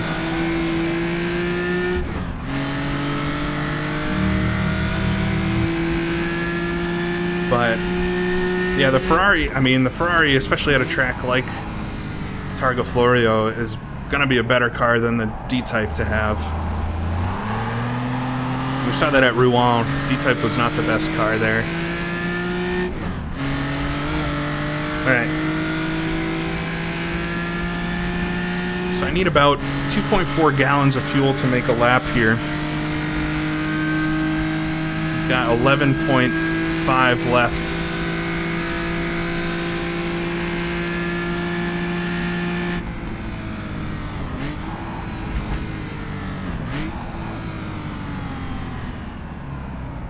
Oh, why is my crew ready for a pit stop? I don't need them to pit. I must have hit the button.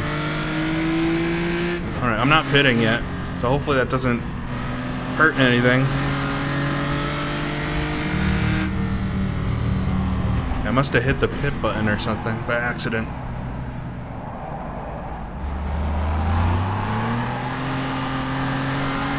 And I've got enough fuel for another 4 laps or so.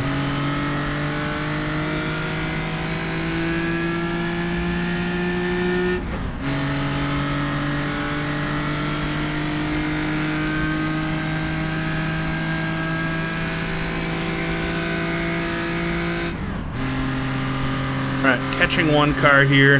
Yeah, I am pulling on Yerne, but only by a few tenths. Maybe 3 tenths, 2 tenths a lap. It's plenty, though. Unless Nico's got something wild up his sleeve for strategy, I'm going to have to make a mistake, I think, for him to catch me. But we'll see. I mean, he's quick.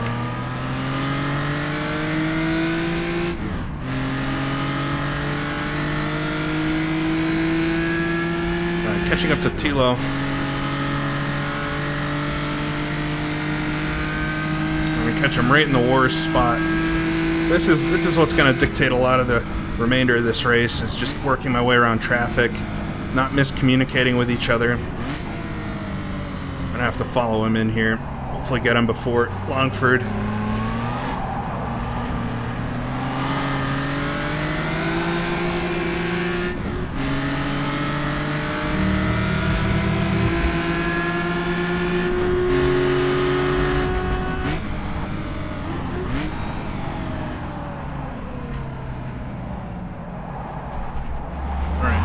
Around Tilo.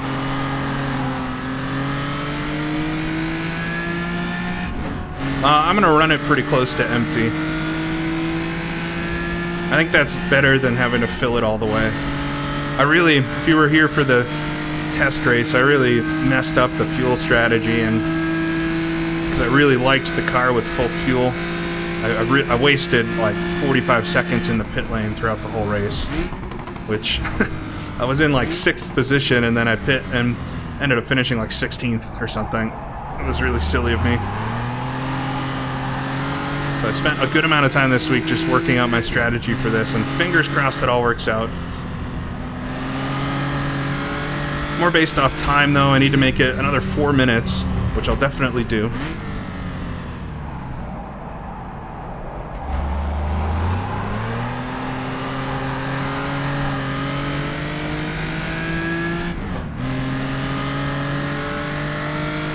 Yeah, sorry to hear about the incident, Horde. Hopefully it wasn't too egregious or anything, but it sounds like it wasn't really your fault.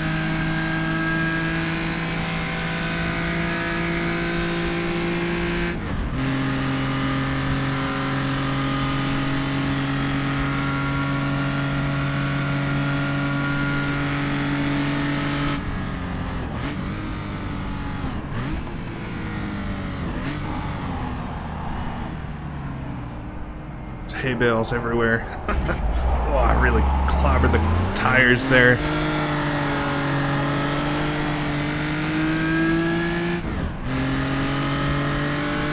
Come across the line, 8 gallons of fuel left.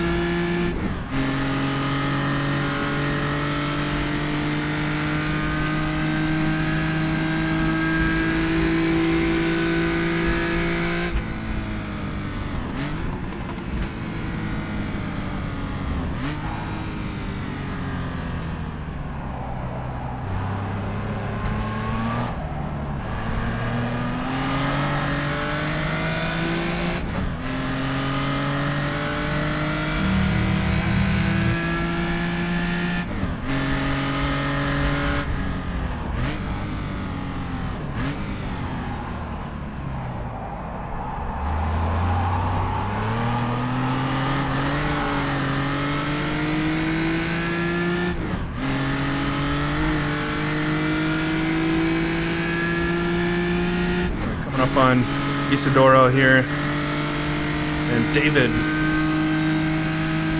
Suzek. I'm going to catch these two, or at least Isidoro, in this first braking zone, which is not ideal.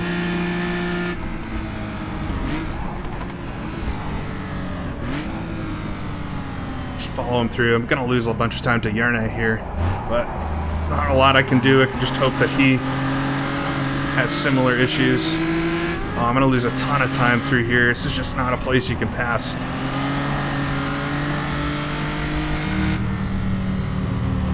Not really that much time. This Bristol, it may not be great on the straightaways, but it is fast in a straight line, or fast through the corners.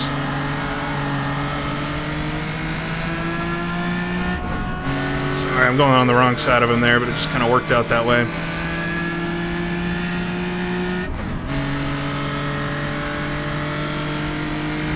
Alright, we'll catch up to David here, and hopefully he just stays on the left lane, and I'll pass to the right. Make my intentions known. There we go. Hopefully he doesn't bump into me here. I'll brake probably a bit earlier than he has to.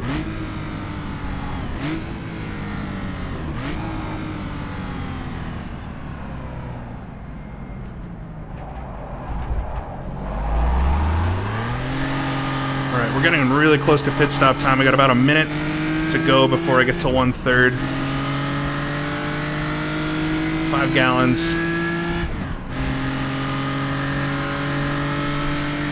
See one car in the pits there.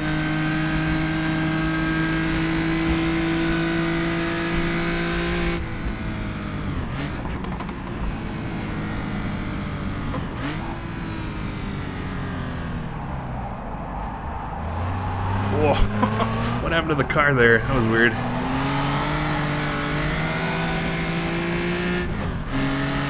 Alright, we're just at 1/3 race distance, so I might call my pit this time and make sure I can actually make the box. Just so I have enough fuel to get around again if things don't work out.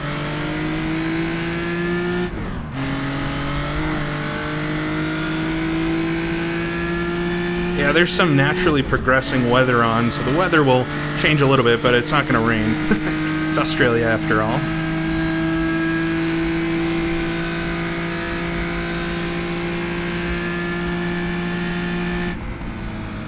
So if everything works out, I'm going to pit this time, which will keep me perfect on the strategy. Got at least an extra lap I could go to if I need to wait for a clear spot.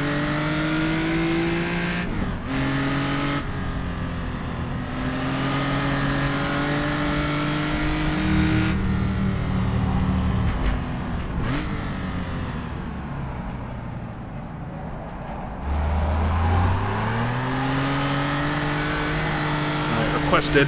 Oh, I unrequested it. What is going on? That's weird.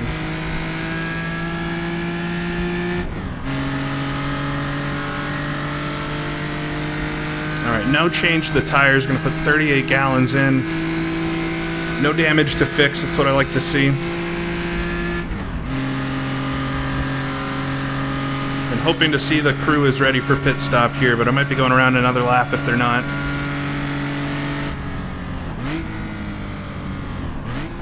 Oh, we got a car spinning around in front.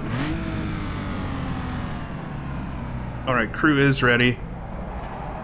Is that Tobias? Might be Tobias. Alright, we're coming into the pits then. You can see my arrow way up there.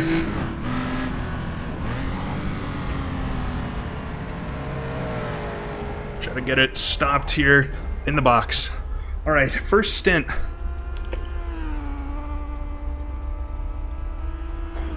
Not so bad so far. Hopefully everything's going alright with the broadcast and all that.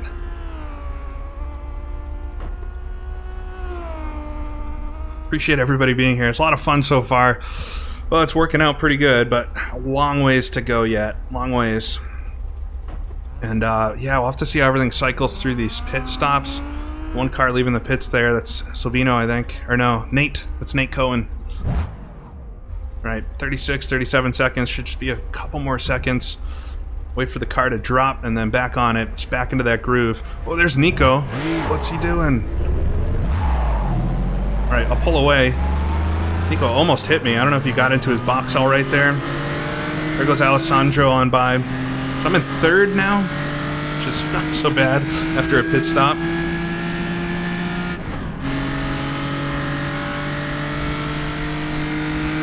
Under an hour and 20 to go. It's gonna go by fast, at least for me. You always think it's gonna take forever, but it's a fast 2 hours. Alright, car is a little full of fuel again. I need to get back into the groove. Same tires, shouldn't have to worry about them at all. You can see I've got 97% on the rears. Of course, I appreciate everybody being here. It's a lot of fun when people are watching.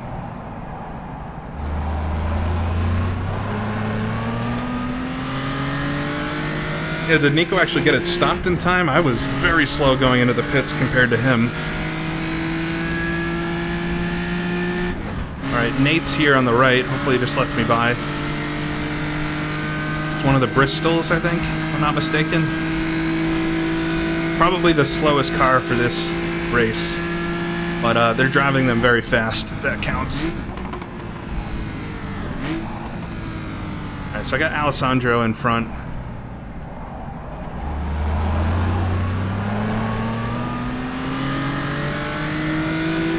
He should have to pit soon, I'd imagine.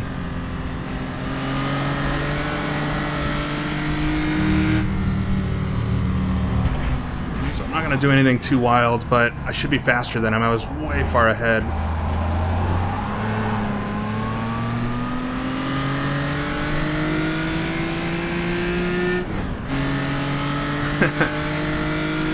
Welcome those in Australia. I know it's going to be pretty late at night for a lot of you.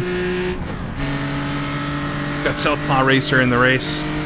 Reese, he's racing. I think he's on the Perth side of Australia.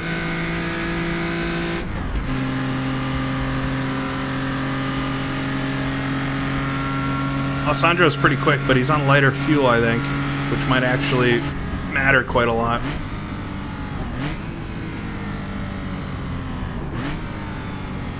Oh, Silvano retired.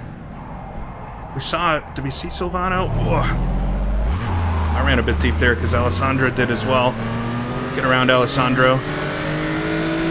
Alright, back up to second. We got one car in the pits here. Tough to tell who it is with the way the standings are.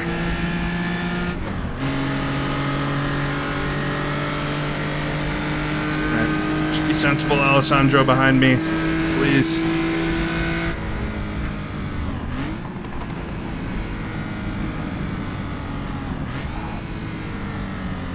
He's got it good.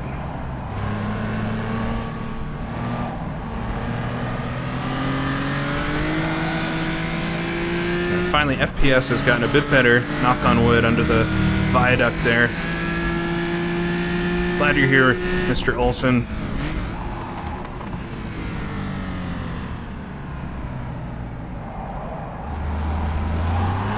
1 a.m. East Coast. Ugh. If you get too tired, I will keep the stream video up for you, but I appreciate you being here.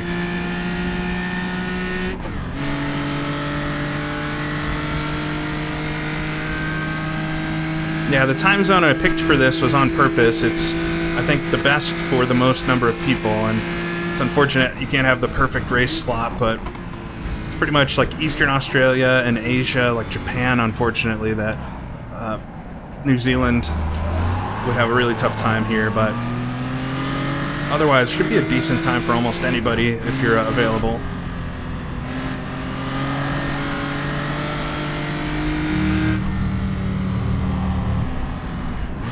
Alright, just putting in the work right now. Nice smooth laps. I'm not pushing the car too much, but not trying to go slow either. I'm interested to see how this works out with Järne. I mean, he's definitely close enough in front that if he pits, I'm going way past him, but it's getting scary close to that halfway mark, and he has not pit yet, and it's going to make things interesting. I think I see him up the road, actually.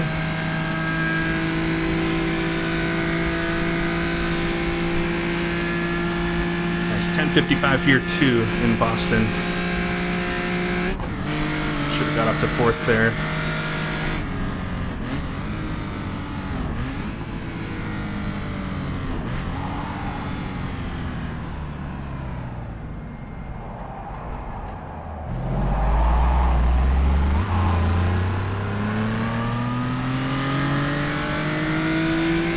Continuing on, I think Järne might be going for the one stopper, which means I gotta catch him. That's that 15-second gap we're seeing right now is what I actually have to make up on him if he's doing one stop.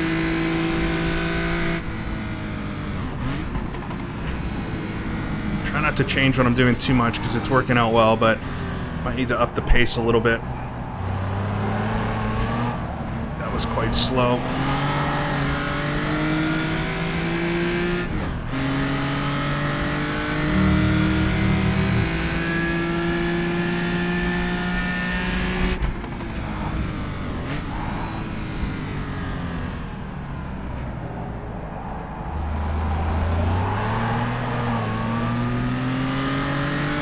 Keeper in front. I think it's a Maserati if I'm remembering correctly.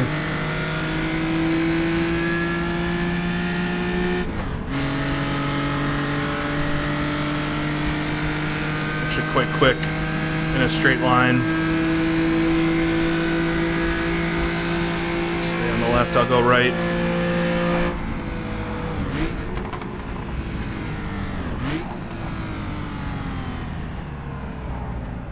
Negotiated.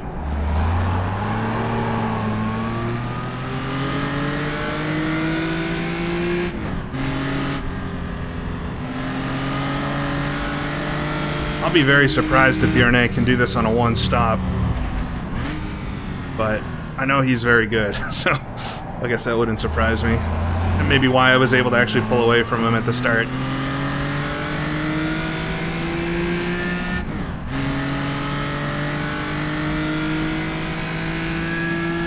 Seems like things have smoothed out a bit. We're not getting folks retiring quite as much now.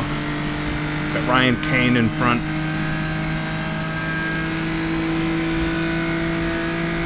How many folks are watching the broadcast stream? I'd be interested. I know I think it's up in 2 places, on Aiden's stream and on SimplyRace itself.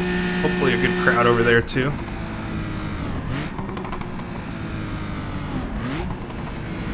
Oh, yellow flag. Gotta be careful about yellow flags. Could have a stopped car or something. Alright, nothing too bad.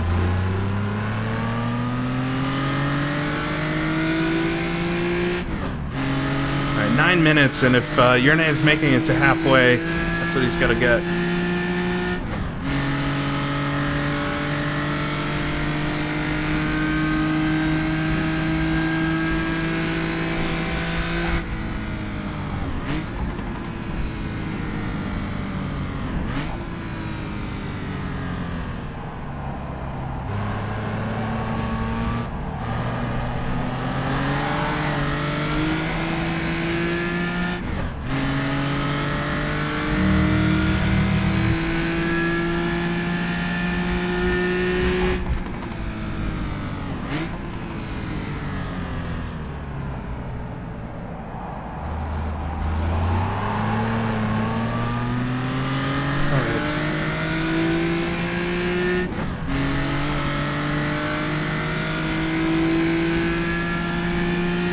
lapping in the 34s. I don't know, is your name pulling away from me? Seems like it might be, which is not what I want.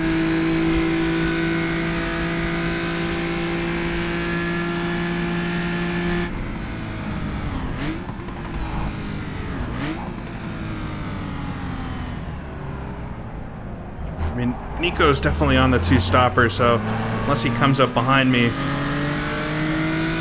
Looks like Frank is in third place somehow, which he's in a Maserati, or an Aston Martin, I believe. 3-liter car, so that's pretty cool. Oh, we got another retiree. Nick DG.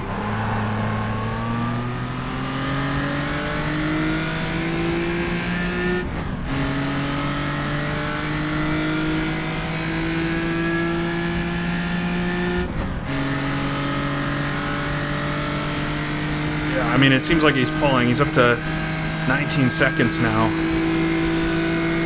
Where did he find all the speed?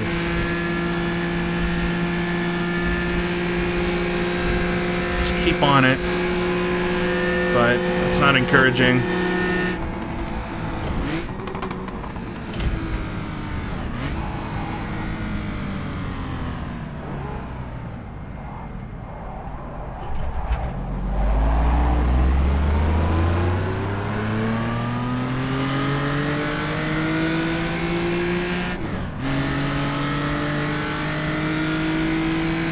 .5.8's not quick enough.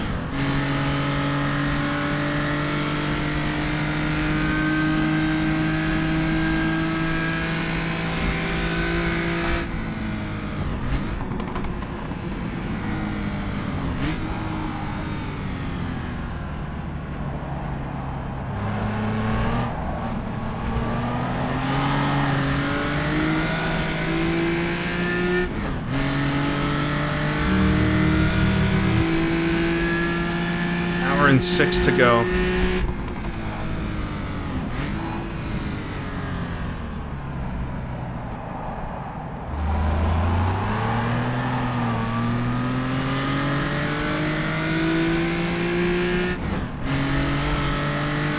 Now Yerne's really cranking out some laps, which is impressive because I don't think we've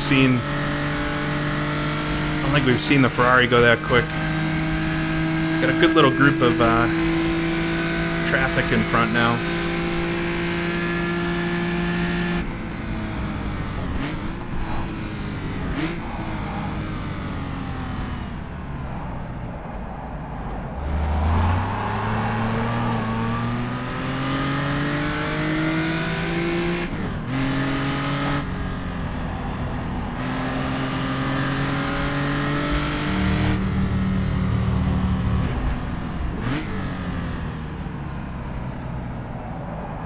Be nice and smooth, get on the throttle as early as possible through the final corner. I wonder if the track is slowing down a little bit. Yeah, I mean, it's amazing if he's going to make it to halfway on fuel and be driving that fast. That doesn't bode well for me. He's trying to open the gap, though. I mean, I'm going to be pretty far in front after he pits, but remember, I gotta pit again, and if he makes it to halfway, he's not gonna have to.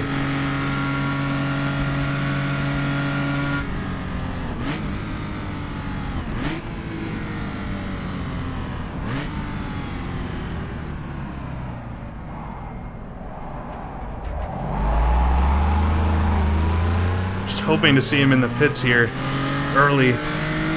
But got one car pitting. It's Liam. His race is going well.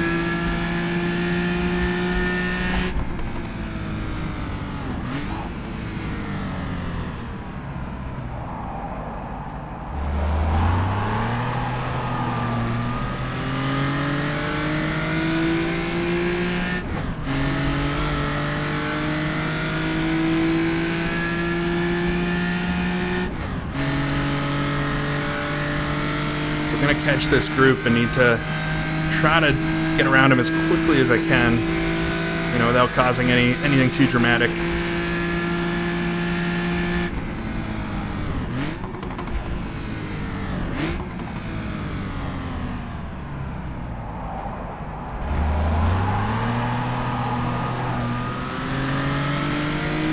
Cars on the hill up there. That's really cool to see. It's so nice. A big shout out to a few folks, Toby and Disarming Baton, and a couple others that painted up a lot of the liveries. I didn't actually do any for this race. I did like 20 for Rouen, but it just looks really really nice. Can't even see Yernay on the relative now. Trying to push a little bit more, but still, you know, I need to keep it inside that box. I think I see him way at the end of the straightaway up there. We'll try to scoot by a couple cars on the straight. Past Kuba here, another newcomer, but happy to see them in the race.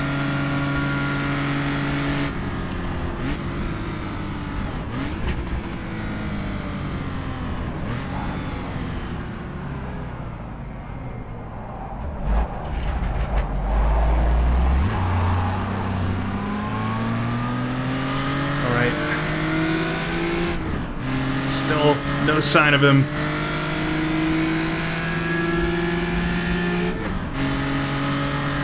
This is going to be a bad place to try to pass. Scoot up the inside maybe. A second gear, just nice and easy.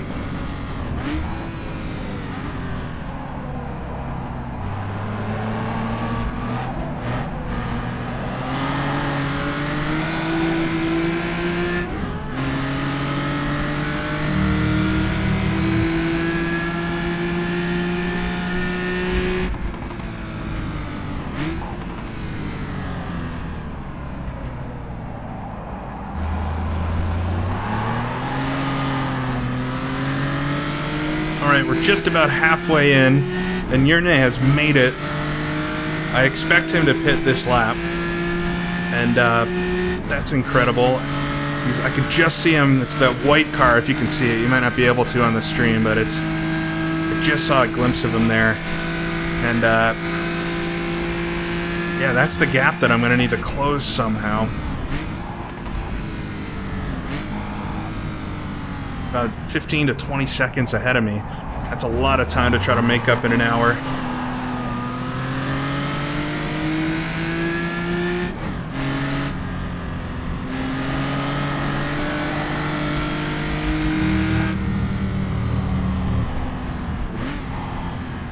But we've made it to the second half of the race, which is almost as important as being fast. 1 hour to go. Sitting in second place right now. Things could be a lot worse, but what was starting to look a little bit like I was running away with it, just realizing the strategy Yernay is on, and yeah, it's going to be an interesting second half. Come up the inside here of Tilo.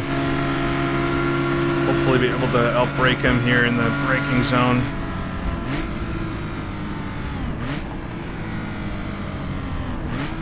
Isidoro again in front, that little Bristol.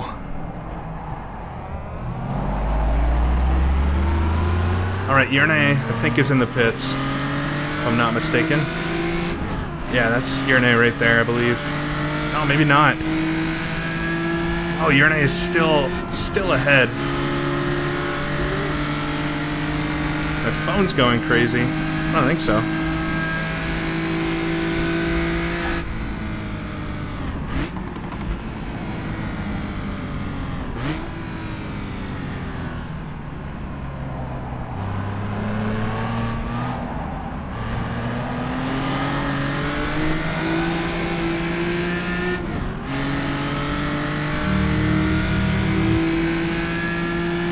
Not sure what the vibration might be.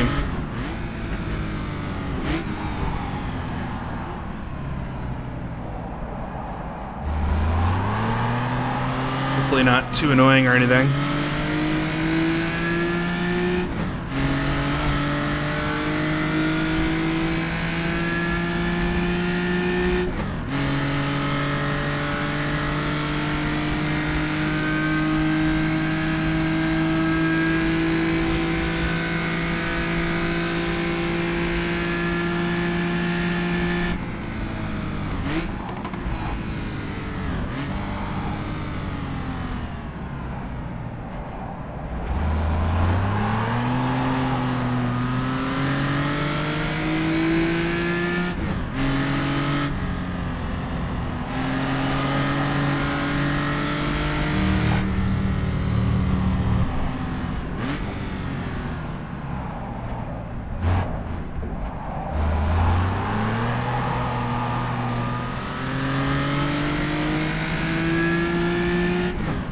Oh yeah, that might just be sound from the game.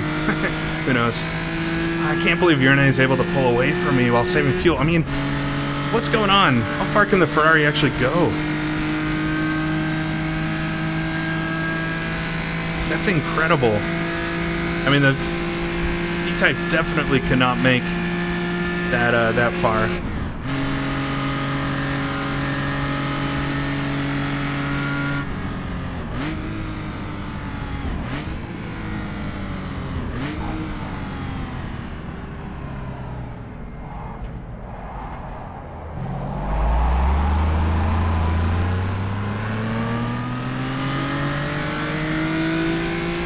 Still not in the pits. Yeah, there is tire degradation, but it's not much of a factor in these cars.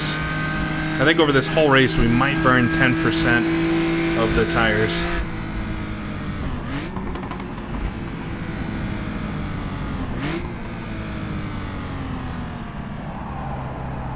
Oh, I missed the apex there under the viaduct. Going to compromise me on the exit as well.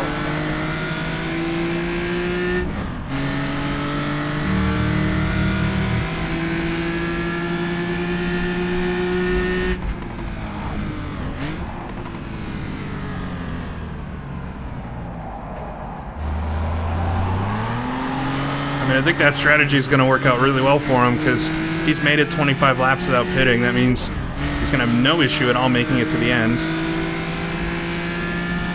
I don't think if he could do a no stopper, we're gonna have to check him out for some hacks or something. There's no way.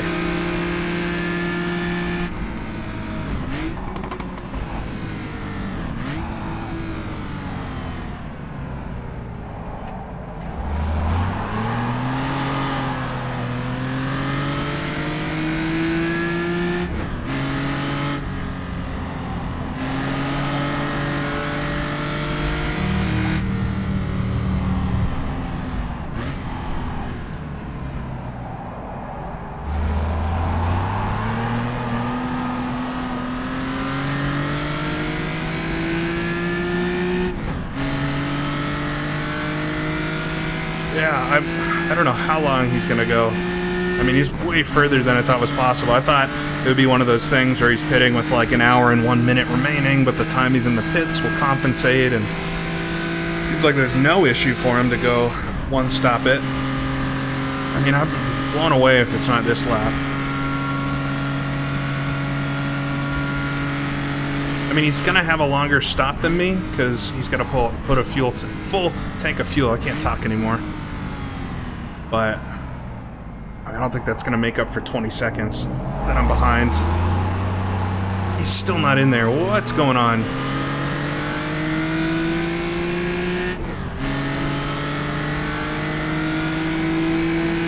Come across the line. Yeah, we're holding station with each other, pretty much. So I can slip up the inside here. Oh, that was good, Rupe. Thank you. Made you probably a bit nervous there. I don't know. I mean, I'm on my own race. I really want to win this, but with pace like that and strategy like that, it doesn't matter how fast I go, really. Yeah. Secretly Scott Dixon. Could be. Whoa, what was that about? That was weird. Almost lost the wheel there.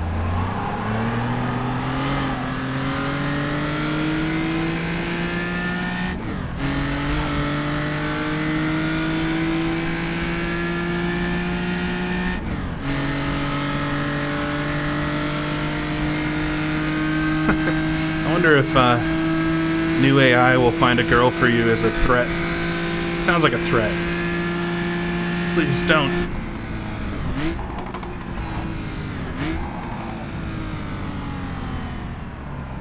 My crew is ready for a pit stop, apparently. I mean, I'm getting close to my second pit stop. I still got another,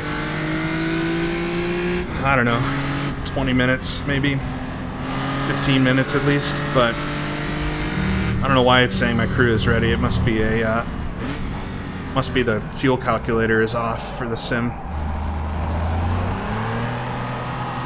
Did he? Oh, so maybe he already pit, and he somehow just gains 20 seconds on me through the pit stops.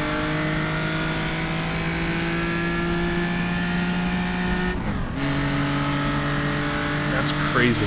Okay. I mean, he definitely already pit then. How did he gain 20 or 15 seconds or something on me?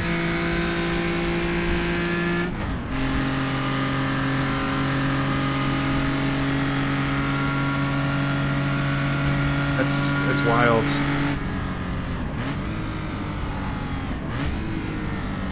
Okay. Maybe I just had a really slow in and out lap or something. I was passing cars, I remember, but 15 seconds is a lot of seconds. Looks like David's going in the pits here. Make that easy. We got one car, it's Tobias. So here I was thinking that he had to pit, but he's on the same strategy as me and it's just 18 seconds ahead somehow.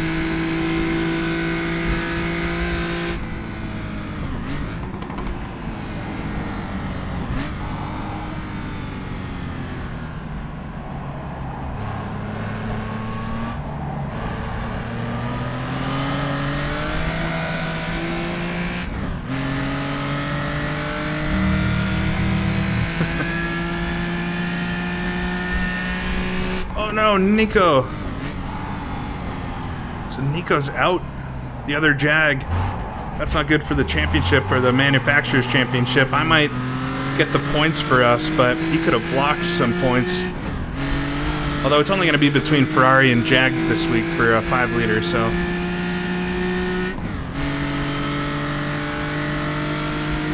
Ah, Nico must have had an accident somewhere.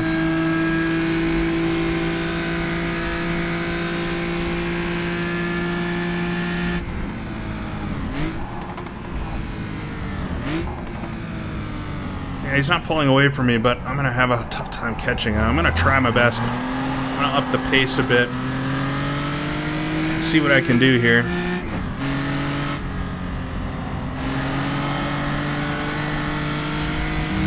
But it's a thin line. I mean, not that I want to finish second, but I definitely don't want to crash.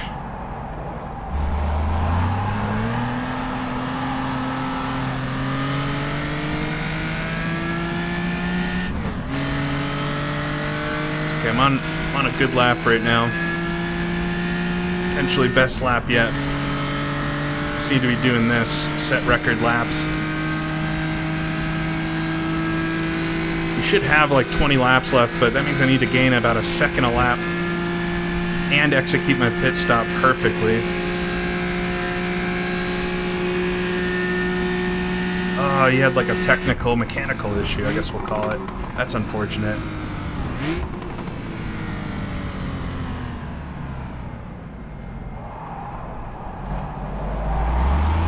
Not mistaken, I think we got one of the Aussies in front of us.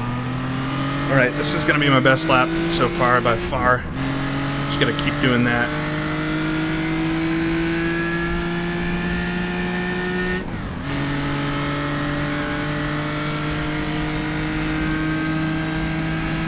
I catch Matt here right at the hill, right at Viaduct. I'm going to have to sit behind him. He'll be okay through here though, speed-wise. Hopefully pass him before Longford. Oh, he's going to run a bit wide there. So do I. He's probably looking in his mirror. Scared that I'm going to run into him. He goes to the left. Thank you.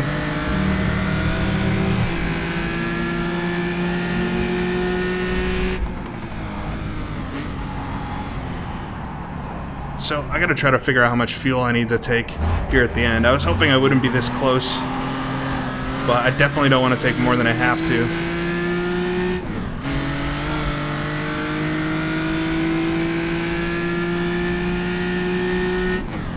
This is when it would be good to have some kind of auto fuel calculator.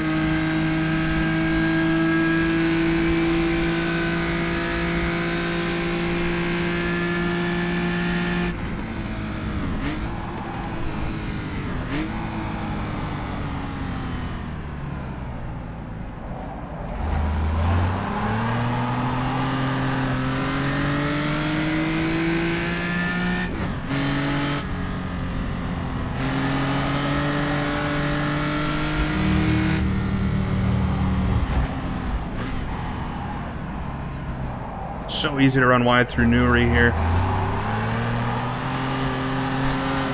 Not quite as quick as my last lap, but still might be a good one.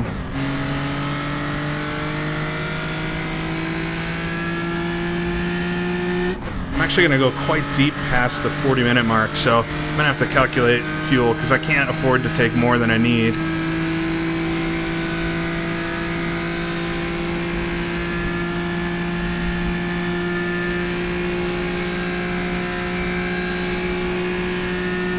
Keeping it in third gear now. I think the engine will be okay. I haven't had a single engine blow on me in testing, but...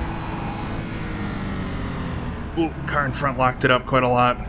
It's good. He was able to get it slowed down just enough to turn. Come on. I don't need to be doing that. Fishtailing all over the place. Lost like 0.6 in the final corner.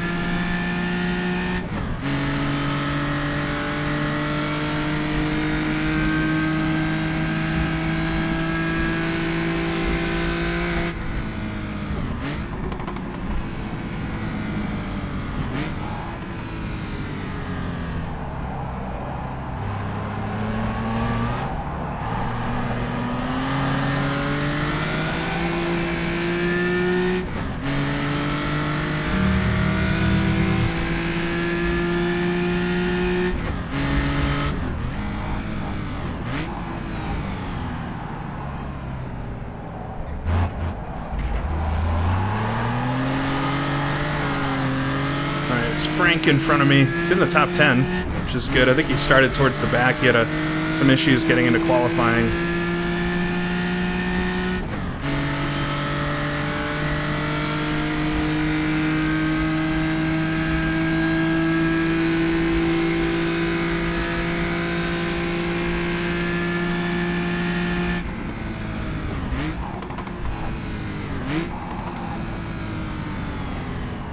I'm too fast here. Come on. Oh, saved it. That was my closest call yet. Just staring at the fence. That's not good. Lost some time for sure through there. Don't need to be doing stuff like that. It's so close to that fence at the left coming off of Long Bridge, and if you hit that, you're just going to shoot straight into the bank.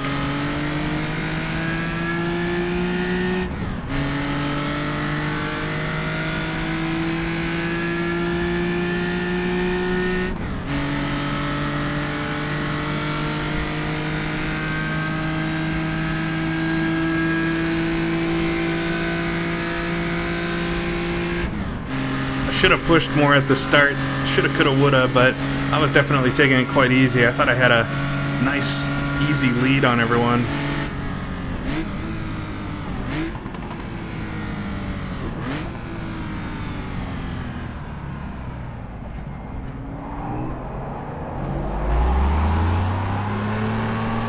All right, got somebody in the pits up here. It's a white car, too. Is that Yerne? It is. So he's actually stopping a little bit early. So I'm back to the lead, but that's because of Yerne pitting, and I'm gonna have to get past this string of cars. Come on, Frank, hustle it through here. Ooh, car in front spins. That's a hard hit. That's a hard hit into the bank.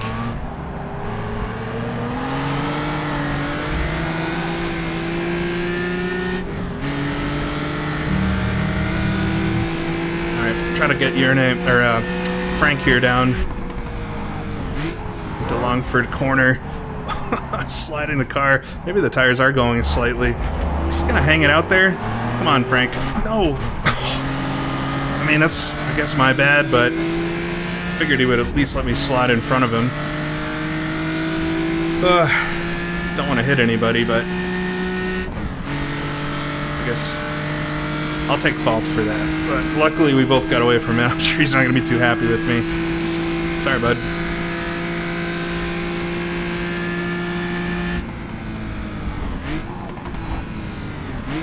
Just a little kiss as I go by. Something's going on with the brakes and tires. I'm getting really squirrely coming into the braking zones.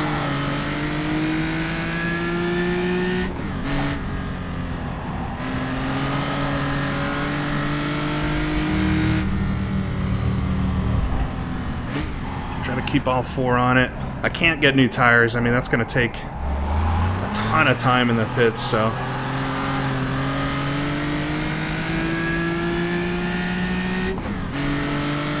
I still got quite a few laps, I think, until I need to pit.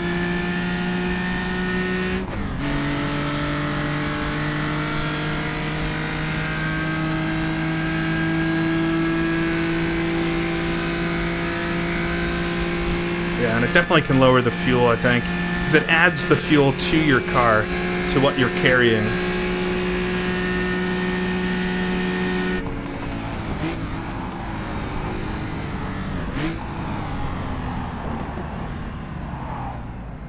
Oh, he ran wide. Hope I didn't make him do that.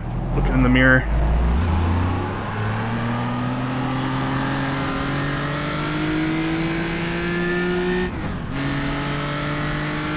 I mean, I'm not going to pit right at 40, so I can do a few extra laps.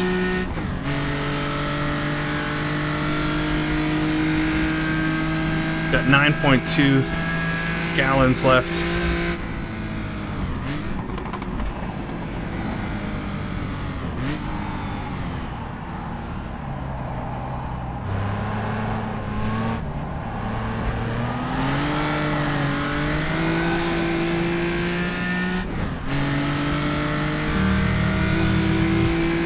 I wonder if my brakes are wearing out. It could be true. It's a lot of braking here. I don't know at what point they fail. Let's hope we don't find out.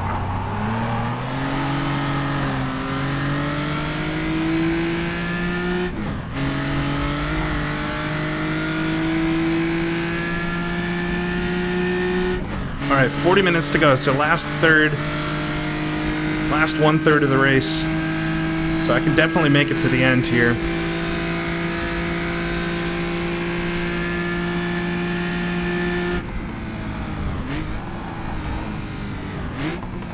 I might not have got the blip enough on the throttle. You can see you have to whack the throttle quite a lot on the downshift.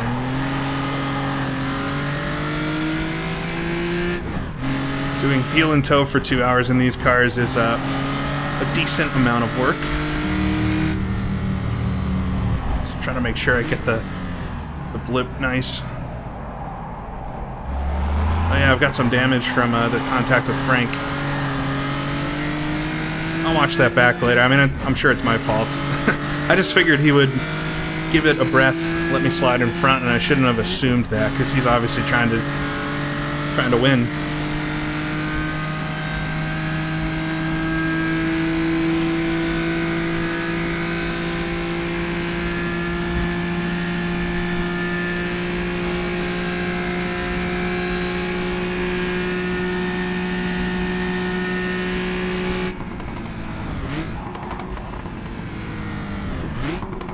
Toe bias is out.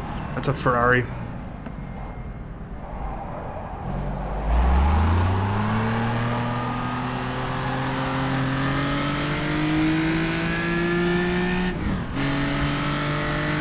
Alright, we got a car in the pits there. It's a 2:33.8. I gotta keep up fast laps and hope that Yerne on slightly more fuel is a little slower than me.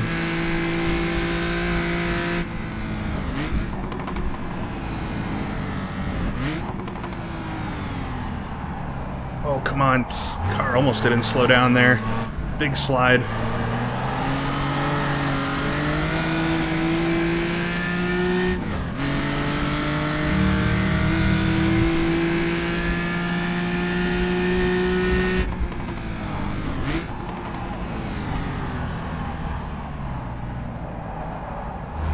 Yeah, the braking zones are scary when the car squirrels around.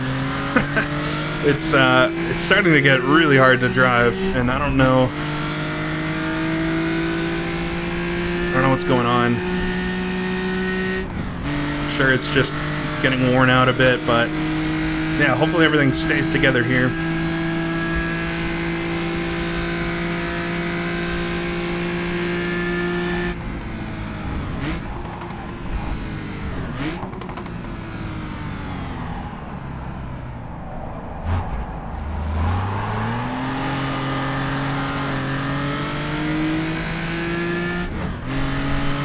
I was able to cure the handling issues with the fuel burning off. Did some hardcore work in the setup for the car, so. This track's a bit different because most of the corners are these super slow hairpins. It doesn't affect it as much. I will say my setup itself very close to the stock setup. There's just a couple things that are different. Alright, I got 5.2, 36 minutes, so I'm not going to need 38 gallons of fuel.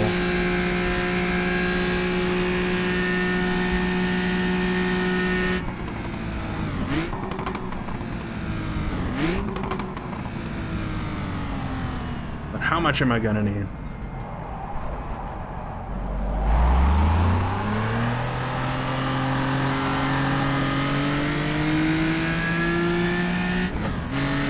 A lot of retirees now in the garage.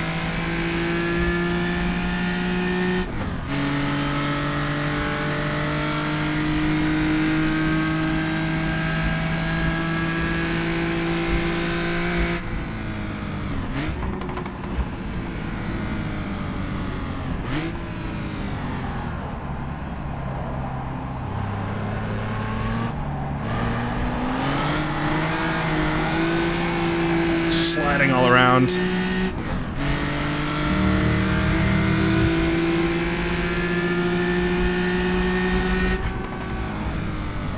We're sticking behind Nate here. Should get him though on the straightaway in the little Bristol. Can tell it's the Bristol because it has that big bump. The rear fenders are really nice and wide.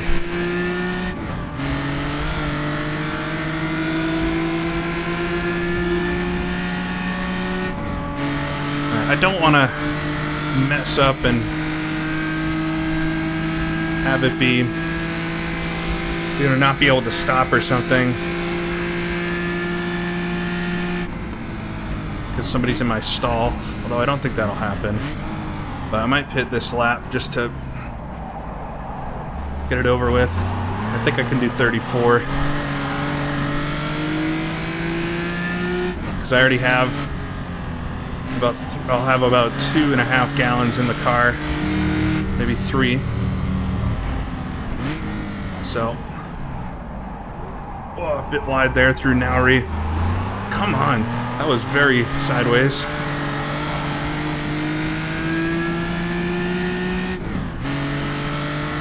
So we'll pit in and hope it goes well. See where I come out. And then it's flat out to the end. If I fill it with 34, I have a few left in it, so I should be good to make it to the end. Be more than good.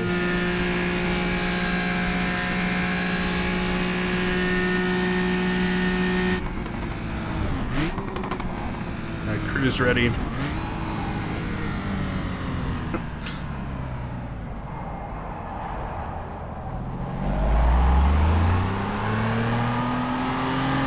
Come towards the pit lane, I can see my arrow. Slow it down, come on. Get it stopped. Ugh, the brakes are so bad. I somehow got it stopped, but I think that added some time. Appreciate folks being here. It's a packed house today. Hopefully entertaining so far, and not much more to go. Not much more at all. Got a few cars passing. There goes Frank. Sorry about hitting him earlier. It's gonna be tight, yeah. It's gonna be kind of an actual race to the finish. 6, 37, 38. I think I see him coming.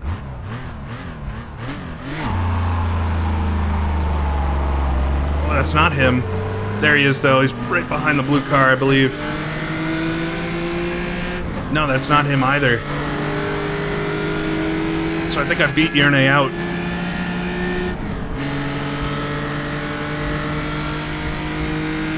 Alright, just focus forward, get through the first few corners here. A lot more fuel. The car's been getting increasingly harder to get slowed down. Oh man, big super chat. I can't read it right now. I appreciate it though. Alright, we got Rupe here.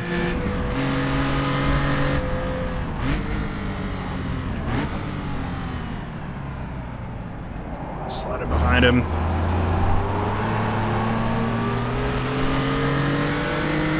I don't know what the gap is to Yerne. It looks only like 5 or 6 seconds. But I cannot let him get within slipstreaming range of me. If I do, he is absolutely going to take advantage of that. Get around Achi here.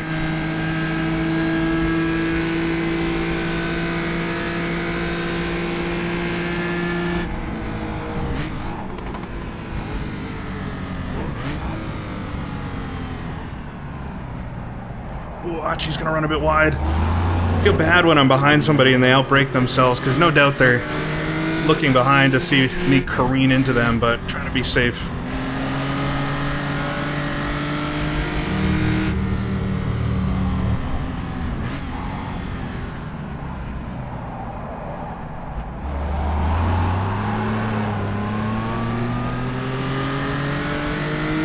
Oh boy, all right. 7 seconds. I gotta keep that gap up.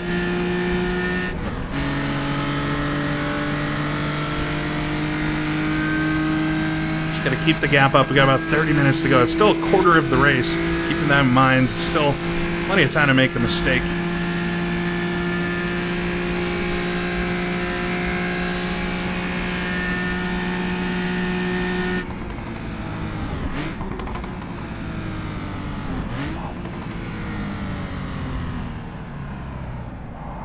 Come on.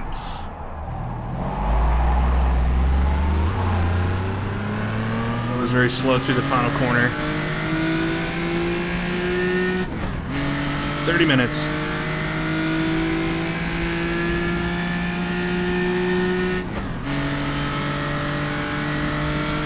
And everything on the line.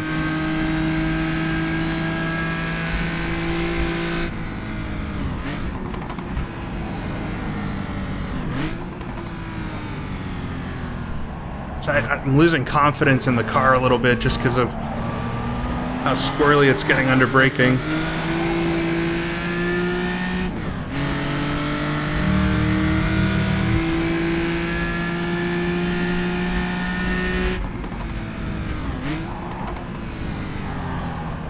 Car wagging a lot there.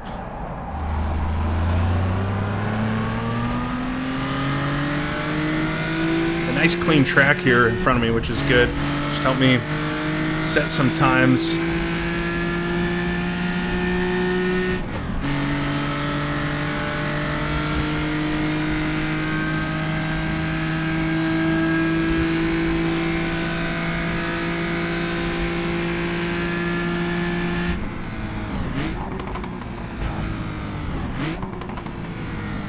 A bit slow coming in here.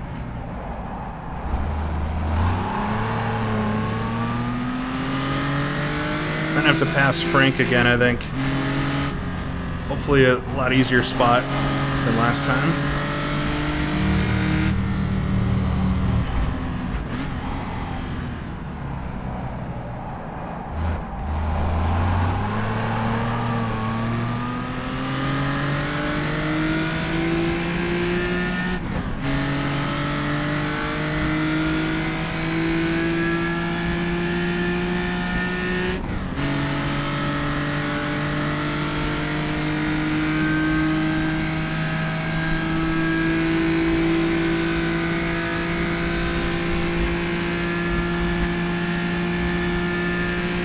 Your name might be... Oh, he did lose a lot of time.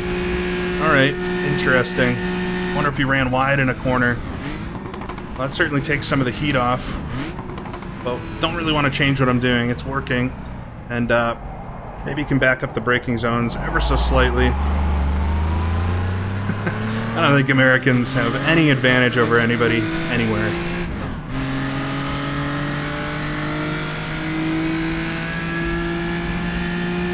Hopefully it didn't get run into or something, but yeah, it seems like I might have built up a bit of a cushion now.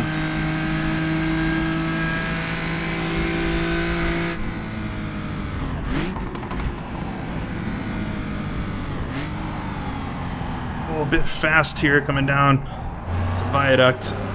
It's the first time really missing that apex.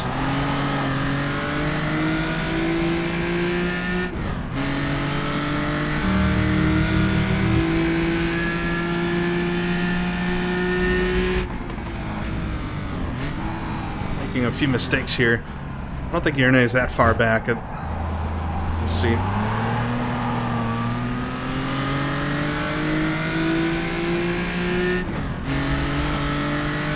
26 minutes to go. I said earlier this race is going to go by so quick, but now that I'm in that final stint and looking at the clock every 5 seconds, it's starting to take a long time.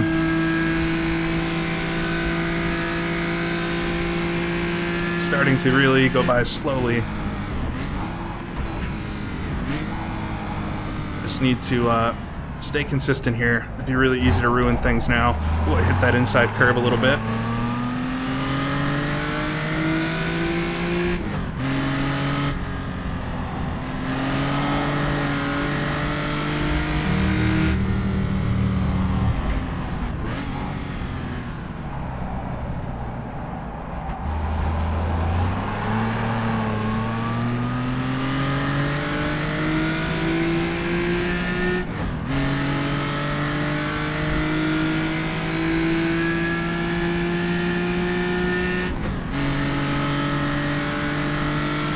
Some cars in front. Traffic adds a bit to it, but it also can spice things up a bit with the car behind if they get through it worse than I do.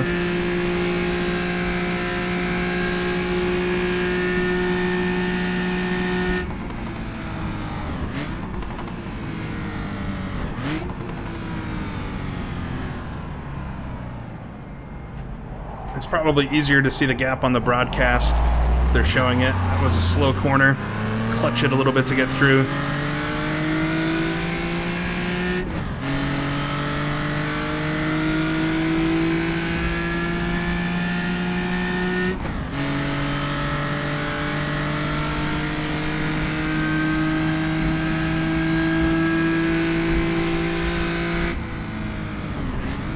Yeah, the engine's running well, at least.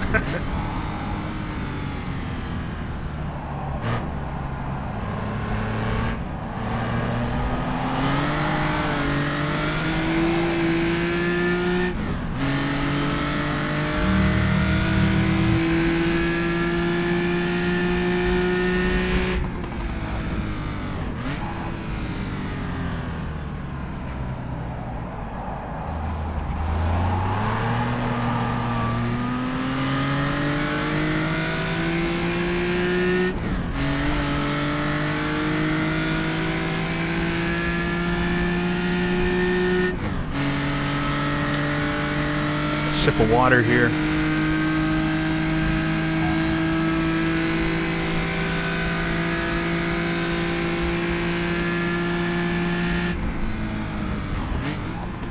Shift down right at that telephone pole on the left.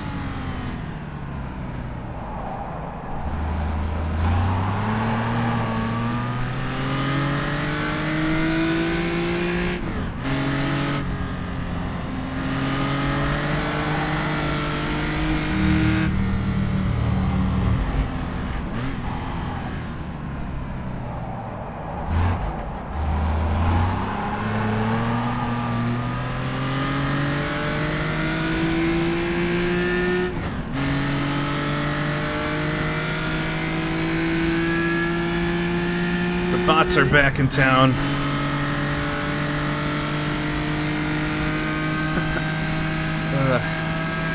It's not one thing, right?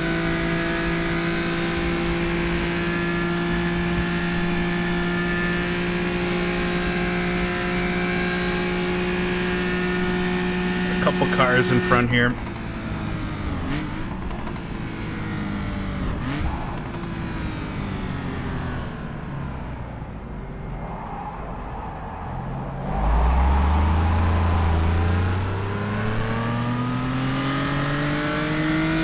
I'm number 100.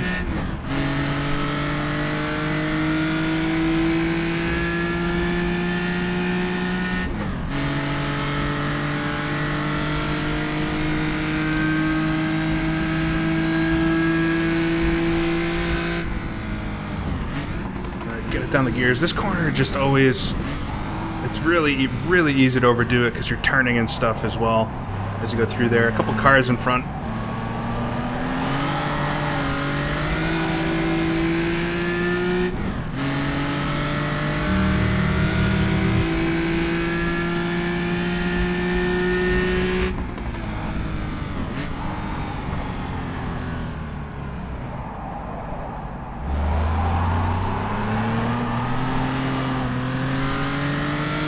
Got Jake Britton and Rujatsu in front of me, and then Frank up the road. Don't worry about the bots. Just don't click on anything if they send something.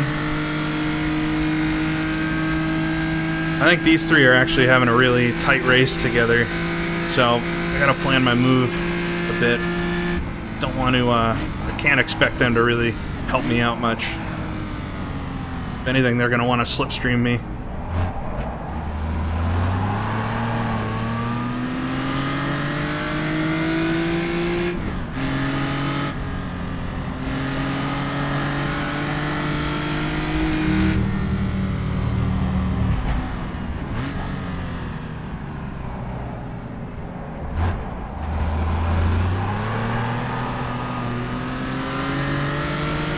Getting into that 20-minute range.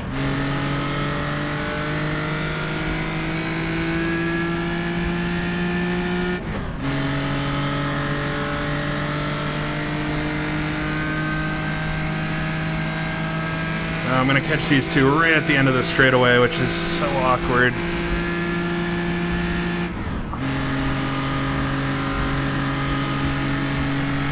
Oh, he's going to let me by. It's nice, Jake.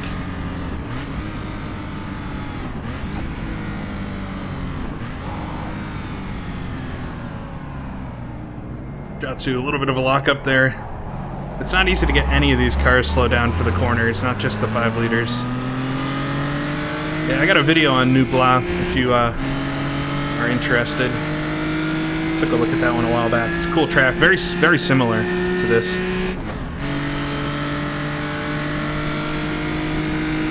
All right, under 20 minutes to go.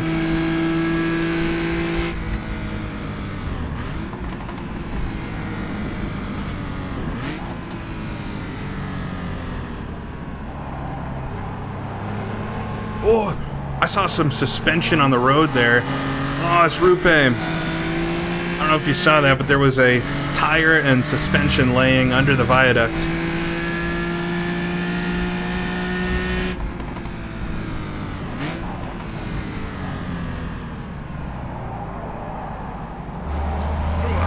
Definitely starting to feel it now. It's just 2 hours of heavy braking zones. Urnay's sitting back there. I think I'm gaining quite a bit on him, so... Man, that middle... Oh, keeper as well. Having an issue. I'm going to catch Rujatsu here right as we get to the braking zone.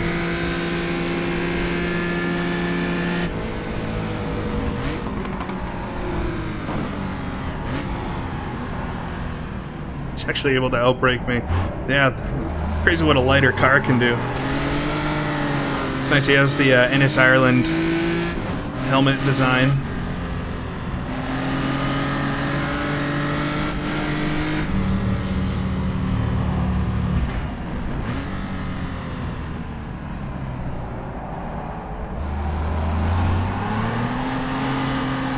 Big kick sideways there. Alright, should easily get Rujatsu here, and then it'll be Frank in front, but I don't think I'll get Frank on the straightaway. The car he's driving, I keep forgetting if it's the Aston or the Maserati, but it's pretty quick in a straight line. Although I am pulling him in.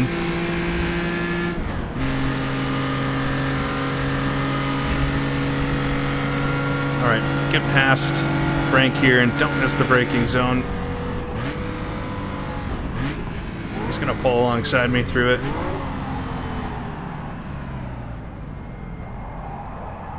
It's a bad corner. Take the inside. Alright, got past him. Yeah, there's blue flags, but we just ignore them. think of it as the marshals have no idea what's going on anyway, so. Alright, past the traffic. Still a good gap in front of Yarnay. First gear.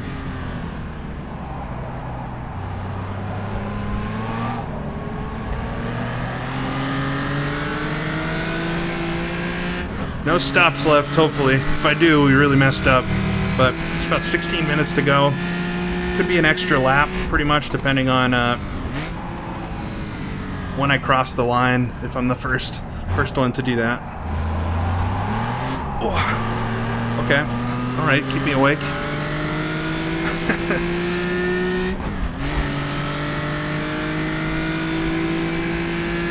No more of those things, please.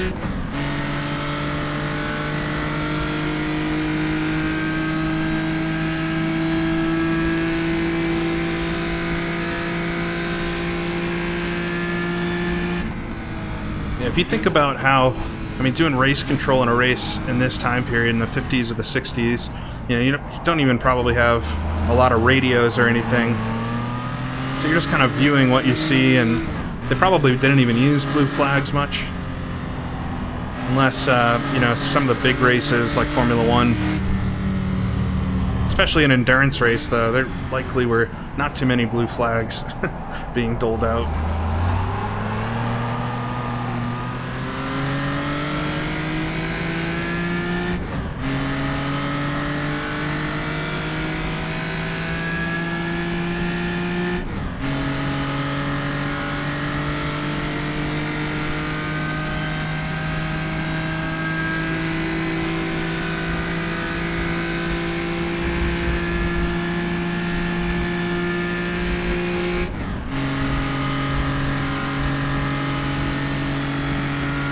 Alright, getting close to the end here.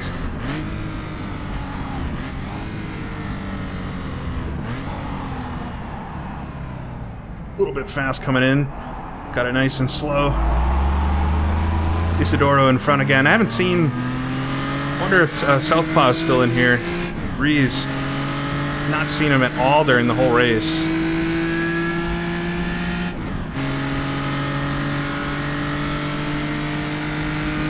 Either very close to the front or he had some kind of issue and I never saw what happened.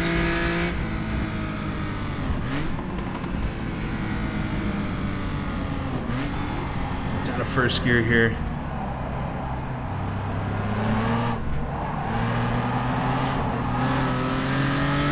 Whoa, big kick of dust in the face there.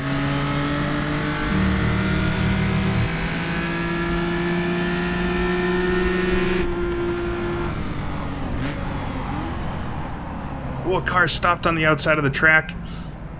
We'll rejoin. Questionable timing.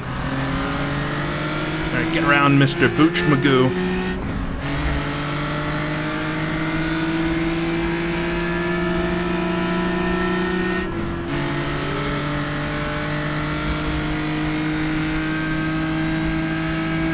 Oh good, Southpaw's second in class, yeah.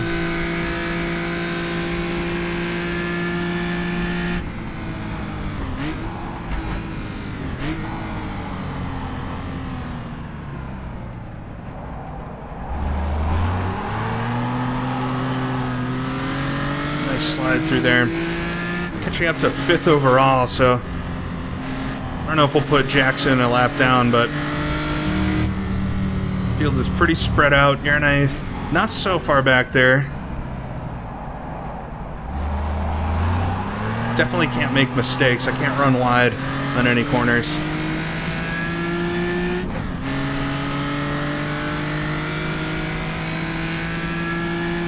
Just 12.5 minutes to go, though. Should be 6 more laps, maybe. Five more laps, maybe.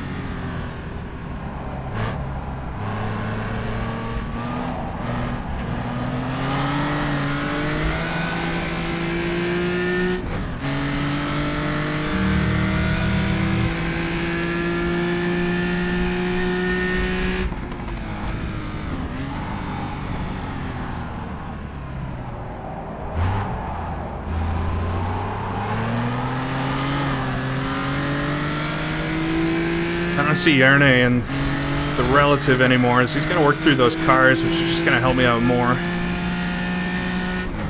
Coming up on Ryan Kane here.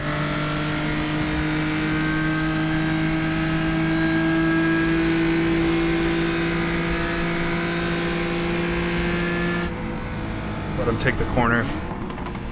There's no sense in putting it in a weird situation. I've got a bit of time behind me, and I don't want to give all that up in case I do make a mistake.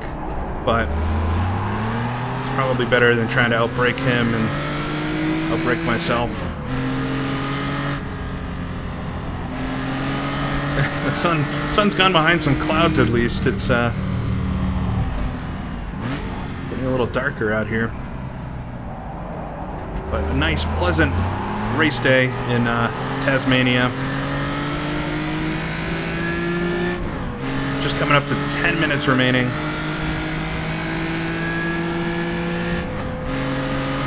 Okay, he's going to let me on the left. A little bit different, but works out.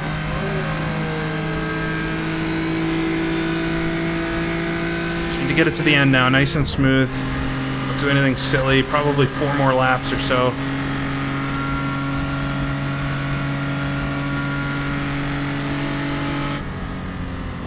Should have enough fuel, no dramas there. It's a good call, taking just a couple less gallons than the pit stop. Saved, at least 5-6 seconds, which turned out to be almost what the gap was when I came back out.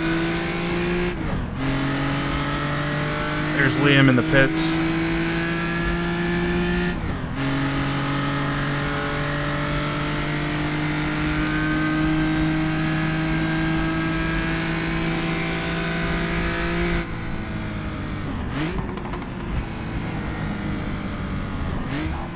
Down to first gear.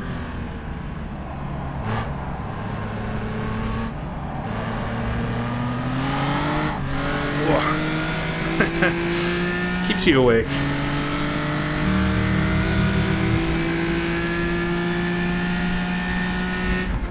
Got Kuba in front now.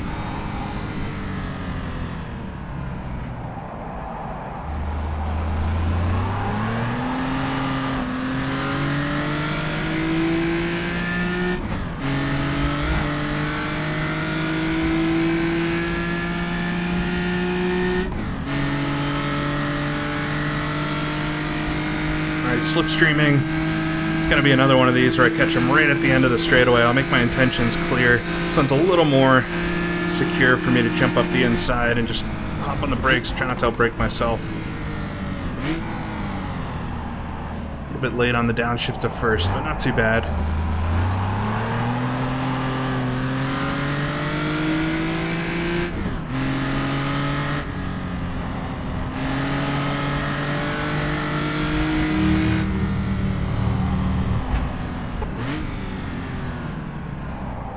A bit wide through Nowry. Got it though.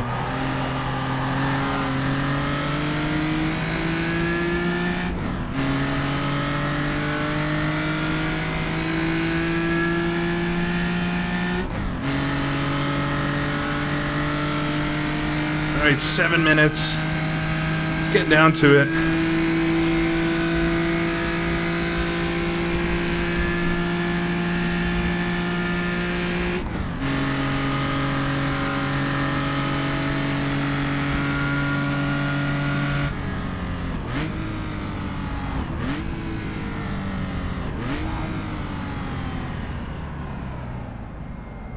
Down to first gear here. So slow.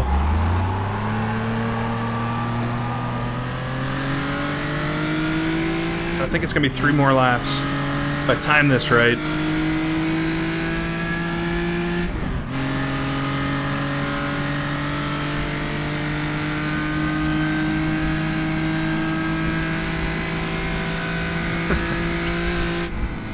Nothing relaxing about this.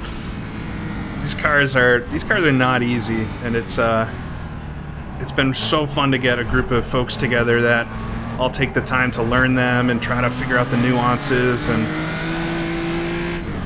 the fact that we had over 60 something, 70 folks or 90 attempt to qualify for this race, and then I can't remember the exact number that we're actually within 105% of the fastest times, but there's something like 60 to 70 drivers. We could really have 2 races, and I wonder how the there is a second race, a support race. I'm very, very well aware of Cake, the band, and the food.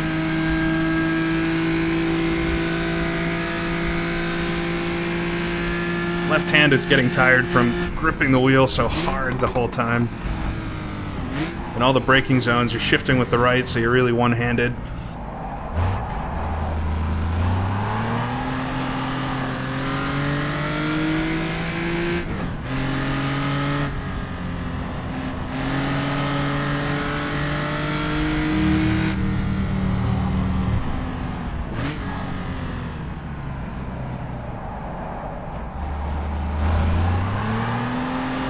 All right, 5 minutes to go.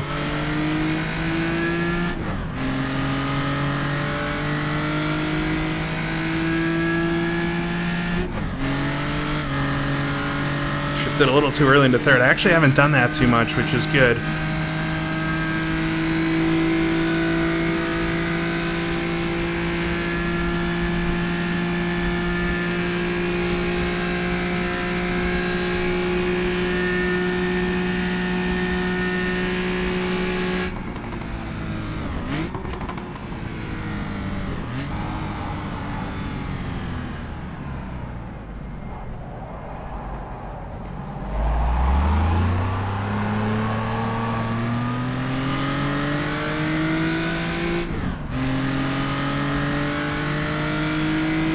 Minutes.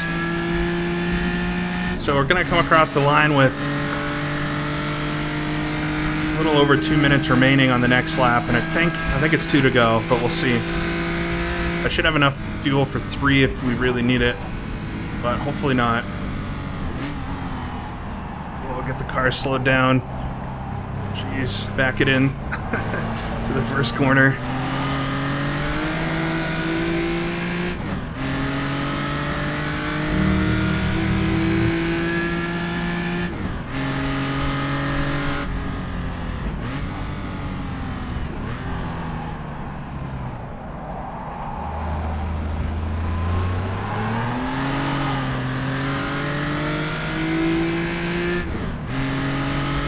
The train tracks.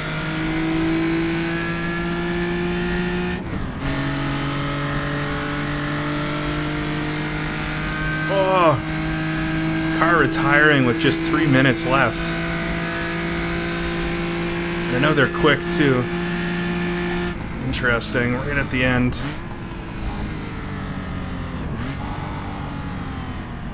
All right, nice and easy.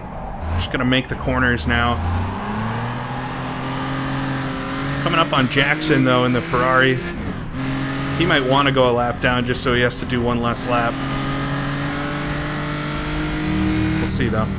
Not going to push at all. Exactly, Audio Jack. No heroics today. Pushed pretty good in that second stint.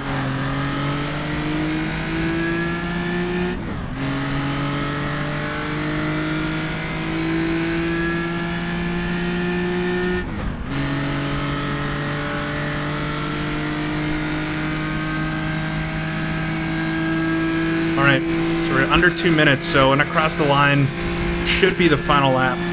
So I won't make it back to the line before the time runs out.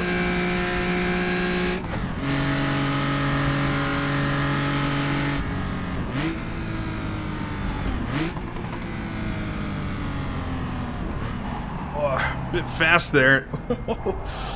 Missed the apex, but I got it. I got it turned in. Alright, come across the line, should start the final lap of the race. And we're going to be looking for that guy on the right with the green flag to be waving. A checkered flag next time by. One more time through this crazy track.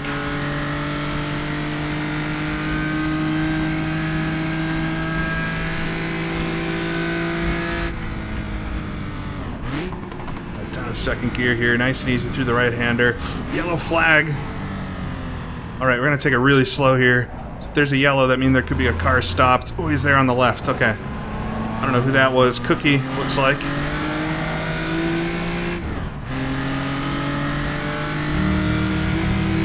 minute. A little bit of excitement there through Viaduct. Oh, we got a bunch of smoke in front. What's going on here? Oh, it's Alessandro. All right, buddy, just let me by. All right, we lapped 5th place.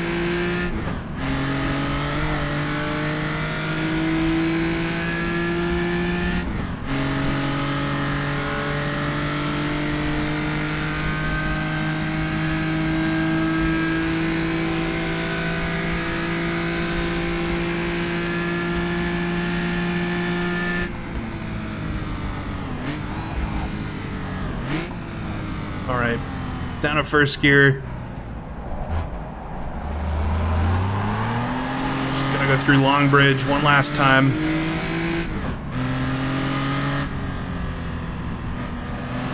Taking it very easy. Just want to be nice and easy. Zero minutes remaining, so it should be the checkered flag when I cross the line this time.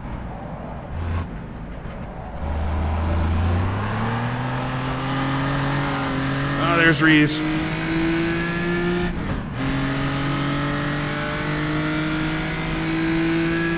Alright, final straightaway. Get it up the gears. Put it into 4th gear and just cruise down the highway. Right on the center line.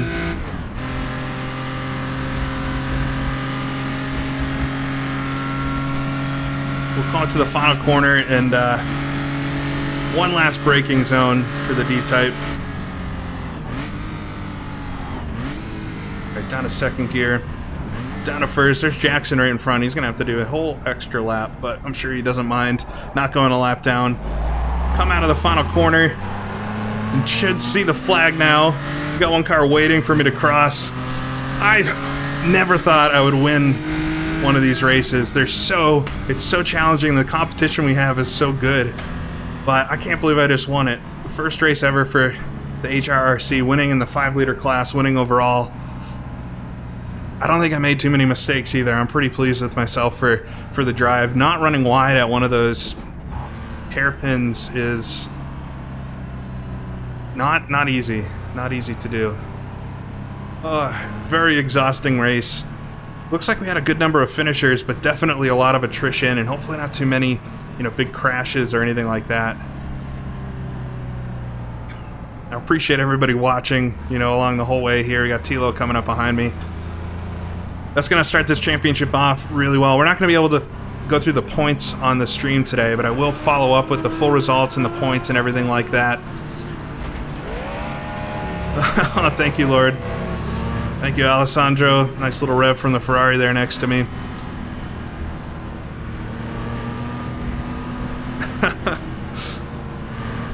Oh, I can't... So, Yerne kept it really interesting there, because in the first stint, to be honest, I got into the lead. We had a few folks making mistakes. As soon as Nico fell back a bit, I knew that the Jag is definitely the best car today, and I knew it was going to be my race to throw away. But then when I came out of the pits and Yerne is 20 seconds ahead of me, it was a little discouraging. And he was so quick too. Thought for the longest time, it's going to be silly looking back on it, but I thought for the longest time that he still had to pit and was doing a one-stopper, and yeah, but anyways, there's Yerne coming up alongside. Great race. That's so impressive in the Ferrari to go along that well.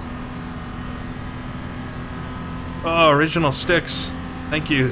What a result. Well done. Winning in your own series is I absolutely love it. I really wanted to do this for the longest time, and it's so much work, but it's fun to do. And by and large, it's been a great experience so far, and excited for the rest of the season. We've got 5 more awesome races to go, and this is probably, this and maybe Le Mans are the 2 where the Jag is really the best car, but the others are up in the air. And this car is not the best around a lot of the rest of the circuit, so I really had to capitalize here today, and I think I did it. I think I did it. I have a feeling, so this is going to get weird, because I'm sure Aiden might want to pull me in, and let me get back to the pits first.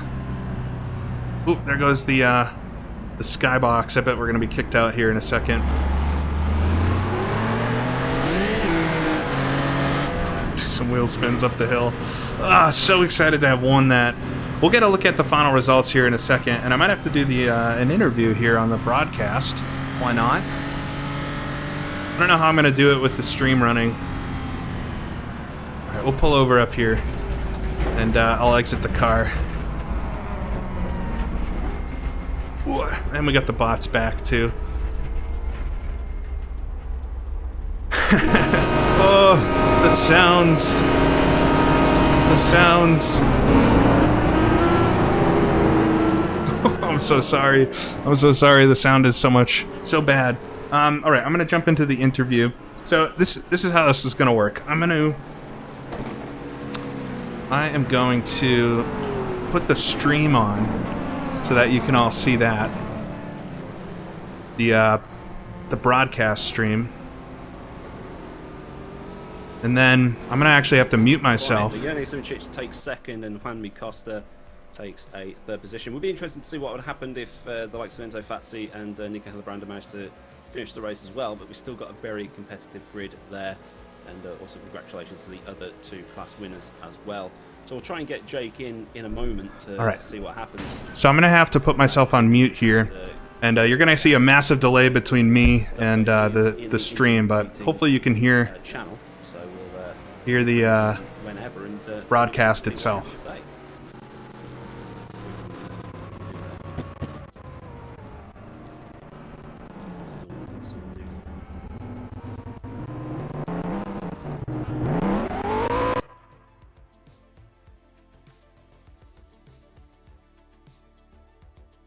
Just trying to work out what's happening here. So... Okay. Yes, so we're just trying to get Jake in so we can have a chat with the winner and see what he thought about everything and how it all went. And obviously, if you've not seen Jake's channel before, go and subscribe to that, like his stream, maybe go and watch his POV as well to see what he was thinking throughout the whole thing. And yeah, it's not nice when you've got someone you know is faster behind you and things like that. You're trying to win a race and you're just like, oh, please don't let anything go wrong, don't crash, don't do anything like that. Been in that situation more than once. It's absolutely horrible, as we have we've definitely got a few people in the interview waiting.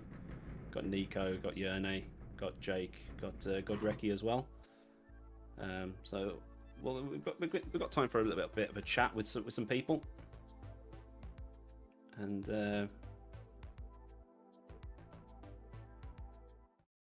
see what happens. My phone is doing weird things right now, so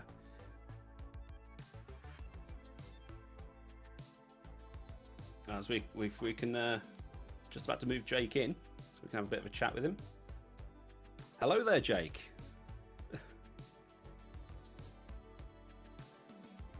Jake is not here. I'm here. Oh, he is here. How was that for you? Like with the, I mean, just to let you know, you've beaten Yerne Simicic. Just let that sink in for a minute. I'm very, very happy, and let's talk about the D-type is definitely the class of the field. So it was my race to lose, or Nico's to lose, and but yeah, Yerne was so quick, and I thought in the middle stint that he was definitely going to run away with it. It was 20 seconds ahead at one point. So he went from like 13 seconds behind to like 20 seconds in front. So did you take a longer stop and he take a shorter stop, or what was that? Because we were trying to figure out what was going on, or was it just him just being Yerne Simicic? I don't know. We'll have to. I'm excited to talk to him later and figure out what the strategy was. I have to assume he went short on the first stop and I went long, and then we kind of reversed for the second, because I was a decent, 5 or 6 seconds in front of him when we pit for the first time. But yeah, it gave me a scare there in the middle, and I started to push quite a bit to see if I could actually pull up to him, but he was turning the same lap times as me, which in the Ferrari is really incredible. Well, you gave us a scare as well, because we saw on the broadcast that apparently didn't happen on your screen, is you went off at the at the pub corner and popped a huge wheelie, and we thought you'd actually stacked it, but it just turned out that it was a bit of a glitch in the broadcast. So it had us at one point as well, but you were able to hold on, and you seem to have got that Jag hooked up. But what will it be like at Spa? Do you know if the performance is going to be there or not? Yeah, it's a good question. I mean, I think the competition is going to be a bit different at Spa. The brakes are not as important there. You know, La Source, obviously, and there's a few braking corners, but much more about raw engine speed. The Jag has a lot of that, but I think the Ferrari is going to be a better match. And then you could even see the Lagonda, which didn't make this race, you know, maybe pop in. So different type of race, and certainly as we get deeper into the season, you know, the Jag is not suited for the Targa Florio or Dundrod, and so this race today, I think, you know, was definitely one I had to win, and I'm happy I was able to do that. Yeah, it'll be interesting to see the way that the cars pan out, because it's basically just a 2-car class each time. So hoping we get to see some more appearances from the other cars, but we'll let you go off and have a couple of beers and cool off and all that stuff. So congratulations on winning, and hopefully you don't make it a habit in your own series. Yeah, it'll get suspicious then. Thank you. That was great. No worries. There we go. That's all right. A little interview. Hopefully you could hear it all right. Kind of weird to work out the audio when you've got to stream yourself and all that. But let's get the music going again. I'll pull up the final results from this race, and we'll take a look at where folks finished. I'm so excited that went as well as it did. It got a little touch and go in the middle there. It was quite close for a while. Anyways, I can't speak right now because I got too many thoughts. All right, here they are. The final results from this first race. Unofficial results. This is how this will work. I'm gonna go through them here, and we'll take a look at what might have happened. We're gonna take some time to actually go through the results, make sure. I doubt there's any penalties or anything, but you never know. And then I'll make a post like I've been doing on the community part of the channel hopefully in the next day or so with the results official, as well as the points and all of this stuff. So should hopefully get all that information across. But yeah, there it is, unofficially at least. P1 2 hours and 1 minute. Best lap was a 2:33.5. I have to assume the track was pretty rubbered up there, so quite the lap. But man, finishing in front of Yarne, who I understand's a pretty big deal or something. You know, to be honest, I hadn't heard of him before, but great to race against. So talented. I can't even explain, if you haven't driven these cars yet, how much different the Jag and the Ferrari are to drive. And the Ferrari, on braking especially, is not good. And so the fact that Yarne was able to do the same lap times I was, I can tell you for a fact that driving the Jag was much easier than driving that Ferrari. So amazing result for them. Juan Mi Costa finishing in third on the podium, the overall podium. That's another Ferrari, I'm pretty sure. We had Jackson there in fourth. Last car in the lead lap. Was able to see him right at the end. Let's see if I can pull this a little bit. Yeah, there's no gaps here, unfortunately, but Jackson there, able to finish fourth. Alessandro Prava, who I passed right on the last lap. We saw him have a little bit of an off in the Longford corner at the brewery there. But able to get around him. Able to put him a lap down, have him have 1 lap left. And then we come to Rajatsu in the 3-liter class, winning the 3-liter class and finishing 6th overall. So Rajatsu proving the theory, getting a 3-liter car into the overall points. So he'll be on the overall leaderboard as well as the 3-liter championship, finishing in 6th there, which is unreal. That's so good. Probably get the make. I can't remember if they drive a Maserati or an Aston Martin, but you know, they'll be in the manufacturers championship as well. So really, really cool. And honestly, picking up a point here when we go to like the Targa Florio, I think the 3-liter class is going to be the class that wins at the Targa Florio. And so, yeah, this could just be a nice extra point race that, you know, some of us aren't able to get at some of the other races. So gonna be really cool to see. Jake Britton winning the 2-liter class there in 7th position overall, just outside the overall points. I'm sure they were trying to get up there. Yeah, the top 4 all do start with a J. It's a popular, I guess, first letter for a name. And we see Frank in 8th. Gave him a little kiss there on the way by on one of the laps. Just before the interview, he was able to talk to him really briefly. And yeah, no hard feelings there. But my fault, definitely. I think we misjudged each other. But luckily, didn't affect either of our races. I was able to get around him. Nitra Mesen in 9th in the 3-liter. So that's 2nd 3-liter car, 3rd 3-liter car. Martin Baer, who was really one of the quickest all week. So great to see them up there. Look further back at the 2-liter class. Looks like Silver Wolf, if I'm reading this right, would have finished 2nd in the 2-liter class, and then David Zizek finishes in 3rd on the podium for the 2-liters. So really nice result. I don't know how many cars we had at the finish. It looks like about 24. So almost half the field, had some sort of DNF. But 39 starters. We're missing just one.